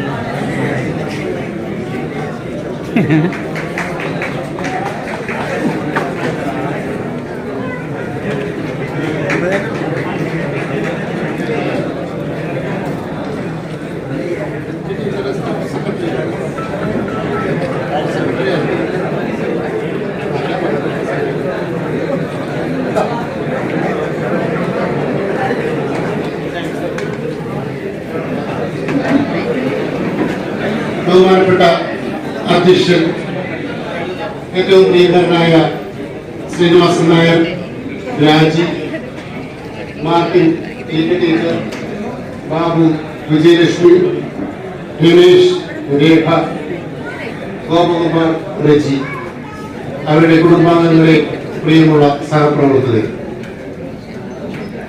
ഒന്നാം കോവിഡ് കാലത്ത് കേരള സർക്കാർ 21 ദിവസത്തെ ലോക്ക്ഡൌൺ പ്രഖ്യാപിച്ചപ്പോൾ മനോരമയിലെ ഒരു പ്രതിവാര പങ്ക്തി പ്രമുഖ ചലച്ചിത്ര നടൻ മമ്മൂട്ടി കൈകാര്യം ചെയ്യുന്നുണ്ടായി. മമ്മൂട്ടി ഏതാണ്ട് ഒരു 4 പാരഗ്രാഫുള്ള വളരെ ചെറിയ ഒരു ലേഖനമായി, അദ്ദേഹം ഒരു എഴുത്തുകാരൻ തന്നെ. പക്ഷെ ആശങ്കകൾ മുറ്റിനിന്ന ഒരു ലോകത്ത് ഈ പ്രമുഖനായ ചലച്ചിത്ര താരം ആ ലേഖനം അവസാനിപ്പിക്കുന്നത് ഇനി നമ്മൾ എങ്ങോട്ട് പോകും, ഇനി എന്താണ് സംഭവിക്കാൻ പോകുന്നു എന്നുള്ള അതിഭയങ്കരമായ ആശങ്കകളോടെ. കാരണം തിളങ്ങി നിന്നിരുന്ന ലോകം, സിനിമാ ലോകം പരിപൂർണമായി സ്തംഭിക്കുമെന്നുള്ളത് അദ്ദേഹത്തിന് ഒരു കാലത്തും സങ്കല്പിക്കുവാൻ പോലും കഴിഞ്ഞിരുന്നില്ല. നിരാശയുടെ പടുകുഴിയിൽ നിന്നുകൊണ്ട് സമ്പത്തെല്ലാം ആവശ്യത്തിന് കയ്യിലുണ്ടെങ്കിലും ഞാൻ നിലകൊള്ളുന്ന ലോകം അസ്തമിച്ചു പോവുകയാണോ, ഇനി നമ്മൾ എങ്ങോട്ട് പോകും, ഏതാണ് ആ ലോകം എന്നുള്ള ചോദ്യത്തോടു കൂടിയാണ് മമ്മൂട്ടി ആ വളരെ ചെറിയ ലേഖനം അന്ന് അവസാനിപ്പിക്കുന്നത്. പത്രവിതരണക്കാരും ആശാവർക്കർമാരും മാത്രം തെരുവിലിറങ്ങിയ ലോകത്തെ കുറിച്ച് അദ്ദേഹത്തിന് ചിന്തിക്കാനോ സങ്കല്പിക്കാനോ കഴിഞ്ഞില്ല. ഒരു പരിസരത്തിന്റെ മാറ്റം എല്ലാവർക്കും ഒരുപോലെ ഉൾക്കൊള്ളാൻ കഴിയണമെന്നില്ല. ഒരു മനുഷ്യന്റെ ജീവിതത്തിന് 5 നിർണായക മുഹൂർത്തങ്ങളാണുള്ളൂ: ജനനം, മരണം, ജോലി ലഭിക്കൽ, വിവാഹം, റിട്ടയർമെന്റ്. ഇതിൽ ജനനവും മരണവും നമ്മുടെ നിയന്ത്രണത്തിലുള്ളതല്ല. അവിടെ ജനിക്കുന്നു അല്ലെങ്കിൽ മരിക്കുന്നു, അവിടെ വേറെ വ്യത്യാസങ്ങളൊന്നും സംഭവിക്കുന്നു. പക്ഷെ ഒരാൾക്ക് ജോലി ലഭിക്കുമ്പോൾ അതൊരു പരിസരത്തിന്റെ മാറ്റമാണ്. ഇനി അങ്ങോട്ടുള്ള ലോകം വളരെ വ്യത്യസ്തമായ ഒരു ലോകമാണ്. ഒരാൾ വിവാഹം കഴിക്കുമ്പോൾ അയാളുടെ ജീവിതത്തിലേക്ക് പുതിയൊരു വ്യക്തി കടന്നു വരികയാണ്. അവിടെ ഈ പരിസരവും ജീവിതത്തിന്റെ അവസ്ഥകളിലും മാറ്റം വരുന്നു. ഒരാൾ റിട്ടയർ ആകുമ്പോൾ 39-32 വർഷങ്ങൾ നീണ്ട തൊഴിൽ ജീവിതത്തിൽ നിന്നുള്ള റിട്ടയർമെന്റ് എന്ന് പറയുന്നത് ഒരു പരിസരത്തിന്റെ മാറ്റമാണ്. അത്രയും നാള് സഹവസിച്ചിരുന്നത് ആ സഹോദര ലോകത്തിൽ നിന്നുള്ള വളരെ വ്യത്യസ്തമായ ഒരു ലോകത്തിലേക്കുള്ള ഇറങ്ങിത്തിരിക്കലാണ്. കാരണം ഇവർ 5 പേരും ഏറ്റവും കൂടുതൽ ഉറങ്ങിയത് നമ്മളോടൊപ്പമായിരുന്നു, ഏറ്റവും കൂടുതൽ സംസാരിച്ചത് നമ്മളോടൊപ്പമായിരുന്നു, ഏറ്റവും കൂടുതൽ ഭക്ഷണം കഴിച്ചത് നമ്മളോടൊപ്പം ഇരുന്നായിരുന്നു, ഏറ്റവും കൂടുതൽ കാര്യങ്ങൾ ചർച്ച ചെയ്തത് നമ്മളോടൊപ്പം ഇരുന്നായിരുന്നു. അതിൽ നിന്നും മാറി മറ്റൊരു ലോകത്തിലേക്കുള്ള മാറ്റമാണ് റിട്ടയർമെന്റിൽ സംഭവിക്കുന്നത്. ആ ചടങ്ങിന്റെ പേര് യാത്രയേൽപ്പെന്ന് തന്നെയാണ്. യാത്ര പറഞ്ഞ് പോകുന്ന ഒരു ചടങ്ങാണ് റിട്ടയർമെന്റ് ചടങ്ങ്. പക്ഷെ ആധുനിക ലോകത്തില് ഈ പ്രായത്തിലുള്ള റിട്ടയർമെന്റുകൾ ഇത് ലോകം അംഗീകരിക്കുന്നില്ല എന്നുള്ളതാണ് സത്യം. മുൻകാലങ്ങളിലെ വിധിപ്പിയും കടുനിറഞ്ഞും സംസാരിക്കാൻ വാക്കുകൾ കിട്ടാതെയും ആൾക്കാര് മറുപടി പ്രസംഗം പറഞ്ഞിരുന്ന കാലത്ത് നിന്നും ലോകം ഒത്തിരി മാറി. ഊർജ്ജസ്വലമായ യുവത്വത്തിന്റെ ഒരു മനോഭാവത്തോടുകൂടി ഇറങ്ങി പോകുവാൻ സാധിക്കുക എന്ന് പറയുന്നത് ഇന്നത്തെ തലമുറയുടെ ഭാഗ്യമായിട്ട് തന്നെ കരുതുന്നു. ഇവരുടെ മുന്നിൽ മറ്റൊരു ലോകം ഉണ്ട് എന്നുള്ളതാണ് അതിന്റെ യാഥാർത്ഥമായിട്ടുള്ള കാരണം. മുൻപ് റിട്ടയർ ആകുന്നവരുടെ മുമ്പിൽ അവരിൽ പലരും മോട്ടേഴ്സുകളിൽ നിന്നായിരുന്നു തുടങ്ങിയിരുന്നത്. സ്വന്തമായി വീടുണ്ടായിരുന്നില്ല. മിക്കവാറും വാടക വീടുകളിലേക്ക് ഒരു വാടക വണ്ടിയില് തന്റെ മോട്ടേഴ്സിലുള്ള സാധനങ്ങളും തന്റെ കുടുംബത്തെയും കൂട്ടിയാണ് പോയിരുന്നതെങ്കിൽ റിട്ടയർമെന്റ് ഫംഗ്ഷൻ പങ്കെടുക്കുവാൻ ഒരു 5 പേര് വന്നിരിക്കുന്ന സ്വന്തം വണ്ടിയിലാണ്. അതൊരു വലിയ സാമൂഹിക മാറ്റമാണ്. ആ ഒരു മാറ്റപ്പെട്ട ലോകത്തിൽ ചെറുപ്പക്കാരായ റിട്ടയർ ആവുന്നത് പോലെ തന്നെയാണ് ഈ റിട്ടയർമെന്റിലേക്ക് കാണുന്നത്. ഇവർ നമുക്ക് എന്ത് നൽകി? ഇവരോട് നമുക്ക് ഇത്രയും സ്നേഹം ഉണ്ടാവുന്നത് എന്തുകൊണ്ടാണ്? ഇവരിൽ 4 പേരെ കുറിച്ച് ഒരുപക്ഷെ പലരും തമാശയിലെങ്കിലും പറയും റെയിൽവേക്ക് കണക്ക് നഷ്ടമാണ്. പക്ഷെ ഞാൻ തിരിച്ചാണ് ചിന്തിക്കുന്നത്. ഏലാവസ്ഥയുടെ ലോഗോ എന്ന് പറയുന്നത് do your duty fight for right എന്ന്. ഇങ്ങനെയുള്ളവരുണ്ടായിരുന്നില്ലെങ്കിൽ ആത്മാർത്ഥതയോടെ ഉത്തരവാദിത്തോടെ ജാഗ്രതയോടെ തൊഴിൽ ചെയ്യുന്നവരുണ്ടാകുമ്പോഴാണ് ആ ലോകയുടെ ആദ്യ ഭാഗം, അതായത് ഡു യുവർ ഡ്യൂട്ടി എന്നുള്ള ഭാഗം സത്യസന്ധമായി തീരുന്നത്. അതുകൊണ്ട് നിങ്ങളുടെ ആ തൊഴിലിനോട് കാണിച്ച കാര്യക്ഷമതയ്ക്ക് സംഘടന നന്ദി പറയേണ്ടതുണ്ട്, തൊഴിലാളികൾ നന്ദി പറയേണ്ടതുണ്ട്. അത് സംഘടനയുടെ കാര്യസം ഉയർത്തിപ്പിടിക്കുന്ന നിലപാടുകൾ ഉണ്ടായിരുന്നത് കൊണ്ടാണ് നിരവധി പുരസ്കാരങ്ങൾ നേടിയിട്ടും സംഘടനയിൽ ഉറച്ചു നിൽക്കുവാൻ ഇവർക്കൊക്കെ സാധിച്ചിട്ടുള്ളത്. കേരളീഷിന്റെ ലോകം എന്ന് പറയുന്നത് ലോകം പൈലറ്റിനെ പറ്റിയ ലോകമല്ല. അദ്ദേഹം മറ്റ് വലിയ ഒരു മേഖലയിലേക്ക് പോകേണ്ടിയിരുന്ന ഒരു വ്യക്തിത്വമാണ്. പേനകളെ കുറിച്ച്, പുസ്തകങ്ങളെ കുറിച്ച്, സ്ഥലങ്ങളെ കുറിച്ച്, ചോക്ലേറ്റുകളെ കുറിച്ച്, ഏറ്റവും നല്ല ഭക്ഷണത്തെ കുറിച്ചെല്ലാം കൃത്യമായ ഗവേഷണങ്ങൾ നടത്തി ആ ലോകത്തെയും ആസ്വദിച്ചുകൊണ്ട് ഈ തൊഴിലിനോട് ബന്ധപ്പെട്ടു പോയിട്ടുള്ള ഒരാളാണ് കെ രമേശ്. അദ്ദേഹവും നമ്മളോട് സഹകരിക്കുകയായിരുന്നു. തനിക്ക് തീർത്ഥം പൊരുത്തപ്പെടാനാവാത്ത തൊഴിൽ മേഖലയാണെങ്കിൽ കൂടി അദ്ദേഹം തന്റെ ശൈലികളെയെല്ലാം ആ സർക്കിളിൽ നിന്ന് പുറത്തേക്ക് മാറ്റിയിട്ട് നമ്മുടെ താല്പര്യങ്ങളും നമ്മുടെ സംഘടനയുടെ താല്പര്യങ്ങളും റെയിൽവേയുടെ മോട്ടോറുകളെല്ലാം പൊരുത്തപ്പെടാൻ പരമാവധി ശ്രമിക്കുകയാണ്. ഈ 5 കുടുംബങ്ങളെ പരിചയപ്പെടുത്തിയപ്പോൾ സെക്രട്ടറി അവരുടെ മക്കളെ കുറിച്ച് പറഞ്ഞു. മക്കളെല്ലാവരും വളരെ ഉന്നതമായ നിലവാരത്തിൽ എത്തിയെന്നുള്ളത് ഞങ്ങൾക്കും ഏറെ അഭിമാനമാണ്. വളരെ നല്ല നിലയിലേക്ക് എത്തിക്കുവാൻ കഴിയും. ഗോപകുമാരന്റെ ഭാര്യ റജിയും ശ്രീനിവാസൻ നായരുടെ ഭാര്യ രാജിയുമാണ് എനിക്ക് ഏറ്റവും അടുത്ത് പരിചയമുള്ളത്. ഇവർ രണ്ടുപേരും കണ്ടിട്ടുള്ള ഒരു പ്രത്യേകത എന്ന് പറയുന്നത് നമ്മളുടെ സമരങ്ങളെ കുറിച്ച്, നമ്മളുടെ പോരാട്ടങ്ങളെ കുറിച്ച്, നമ്മളുടെ ശിക്ഷ നടപടികളെ കുറിച്ചൊക്കെ അന്വേഷിക്കുന്ന 2 വ്യക്തിത്വങ്ങളാണ്. കുടുംബ നിർണ്ണയങ്ങളൊക്കെ നടത്തുമ്പോഴും അതിന്റെ മുന്നിലേക്ക് വന്നിരിക്കാൻ താല്പര്യം കാണിച്ചിട്ടുള്ളത്. ഗോപകുമാറിന്റെ മകൻ ഡോക്ടർ ജി ഗോകുൽ ഇപ്പൊ കൊറിയയിലാണ്. നമ്മുടെ കുടുംബധർമ്മം നടത്തിയപ്പോൾ ഈ ഗോകുൽ അതിന്റെ ഏറ്റവും മുൻനിരയിൽ വന്നിരുന്നുകൊണ്ട് അവിടെ നടന്ന സകല കാര്യങ്ങളും നിരീക്ഷിക്കുകയും അവിടെ നടന്ന സകല പ്രസംഗങ്ങളും മനസ്സിലാക്കുകയും അതിനുശേഷം ഇതൊക്കെ അവസാനിപ്പിക്കുന്നിടത്താണ് നമ്മൾ വിജയം കണ്ടെത്തുന്നത്, അതിന് ഞങ്ങൾ എന്തൊക്കെ ഉണ്ടാകും എന്ന് പറഞ്ഞ ഒരു മകൻ ഞാൻ കണ്ടിട്ടുള്ളത് ഗോപകുമാറിന്റെ മകൻ മാത്രമാണ്. മറ്റാരും അങ്ങനെ ഒരു അന്വേഷണം ഇത്രയും നാളിനിടയിൽ, എന്റെ മകൻ ഉൾപ്പെടെ ഇത്രയും നാളിനിടയിൽ അങ്ങനെ ഒരു ചോദ്യം ചോദിക്കുള്ളൂ, ഈ വിഷയങ്ങളെ കുറിച്ച് പഠിക്കാനുള്ള താല്പര്യം കാണിക്കുകയും ചെയ്തിട്ടില്ല. ഞങ്ങളത് ഈ അവസരത്തിൽ നോക്കുകയാണ്. അതുപോലെ തന്നെയാണ് രാജി ശ്രീനിവാസൻ നായരുടെ ജോലിയുടെ തിരക്കാണെങ്കിലും ഇവിടെ എന്ത് പരിപാടി ഉണ്ടെങ്കിലും ശ്രീനിവാസൻ നായർക്ക് പകരം കുറിച്ചാനുള്ള താല്പര്യം കാണിച്ചു. നിങ്ങളുടെ അർപ്പണബോധവും നിങ്ങൾക്ക് ഞങ്ങളോടുള്ള താല്പര്യവും തന്നെയാണ് നിങ്ങളുടെ എല്ലാവരുടെയും മക്കള് ഇത്രയും ഉന്നതമായ നിലവാരത്തിലേക്ക് എത്തിയത്. മാർട്ടിനോടുള്ള ബന്ധമെന്ന് പറയുന്നത് ഈയോട് നിന്ന് തുടങ്ങുന്നതാണ്. സംഘടന സജീവമല്ലാതിരുന്ന അല്ലെങ്കിൽ സംഘടനയുടെ ചട്ടക്കൂടുകൾ പരിമിതമായ ഒരു അവസരത്തില് 10 മണിക്കൂർ സമരം എന്ന് പറയുന്ന ആ സമരത്തിലേക്ക് കെ രാധാകൃഷ്ണന്റെ ബാച്ച് ഇറങ്ങി കഴിഞ്ഞപ്പോൾ ഒരു പണത്തൂക്കം മുൻപിൽ അവരായിരുന്നെങ്കിൽ അന്ന് അവരുടെ ബാക്ക് ബോണായിട്ട് നിന്നിരുന്നത് ആ സമയത്ത് അപ്പോയിന്റ്മെന്റ് ആയ കെ വി മാർട്ടിന്റെ ബാച്ചായി. അവരുടെ ഒരു പിന്തുണ എന്ന് പറയുന്നത് അന്ന് ആ സമരത്തിലേക്ക് എടുത്തു ചാടിയ സംഘടന ആഹ്വാനം ചെയ്തിട്ടുള്ള സമരമൊന്നുമായിരുന്നില്ല. ജോലി സമയം നിജപ്പെടുത്തണമെന്നുള്ള, ജോലിക്ക് ഒരു വ്യവസ്ഥ ഉണ്ടാകണമെന്നുള്ള, മഹാഭാരത യുദ്ധം നടന്നപ്പോൾ പോലും യുദ്ധത്തിന് സമയവസ്ഥ ഉണ്ടായിരുന്നു എന്ന് പറഞ്ഞുകൊണ്ടുള്ള ആ പോരാട്ടത്തിൽ ബാക്ക് ബോണായിട്ട് പ്രവർത്തിക്കുകയും അന്ന് ആ കാലത്ത് ശിക്ഷണ നടപടികൾ ഏറ്റുവാങ്ങുകയും ചെയ്തിട്ടുള്ള ആളാണ് ശ്രീ കെ വി മാർട്ടിൻ. ഒപ്പം തന്നെ എ കെ ബാബു പാലക്കാട് നിന്നാണ് വന്നത്. തന്നെ ജോലി സ്ഥിരപ്പെട്ട് കിട്ടുവാൻ സുപ്രീം കോടതി വരെ പോയ ഒരു ചരിത്രമുള്ള ബാച്ചിന്റെ എൻ എം സജിയുടെയും റോയ് ജോണിന്റെയും ബാച്ചിന്റെ ഒപ്പമുള്ള ആളാണ് എ കെ ബാബു. അതായത് റെയിൽവേ അവരെ അപ്പോയിന്റ്മെന്റ് ചെയ്യുകയും ആ അപ്പോയിന്റ്മെന്റ് ചെയ്ത റെയിൽവേ തന്നെ നിങ്ങൾക്ക് ആവശ്യമില്ല എന്ന് പറഞ്ഞുകൊണ്ട് ആദ്യമായി കുട്ടി ജോലിയിൽ നിന്ന് പിരിച്ചുവിടുകയും ചെയ്ത ഒരു ചരിത്രത്തിന്റെ സന്തതി കൂടിയാണ് ബാബു.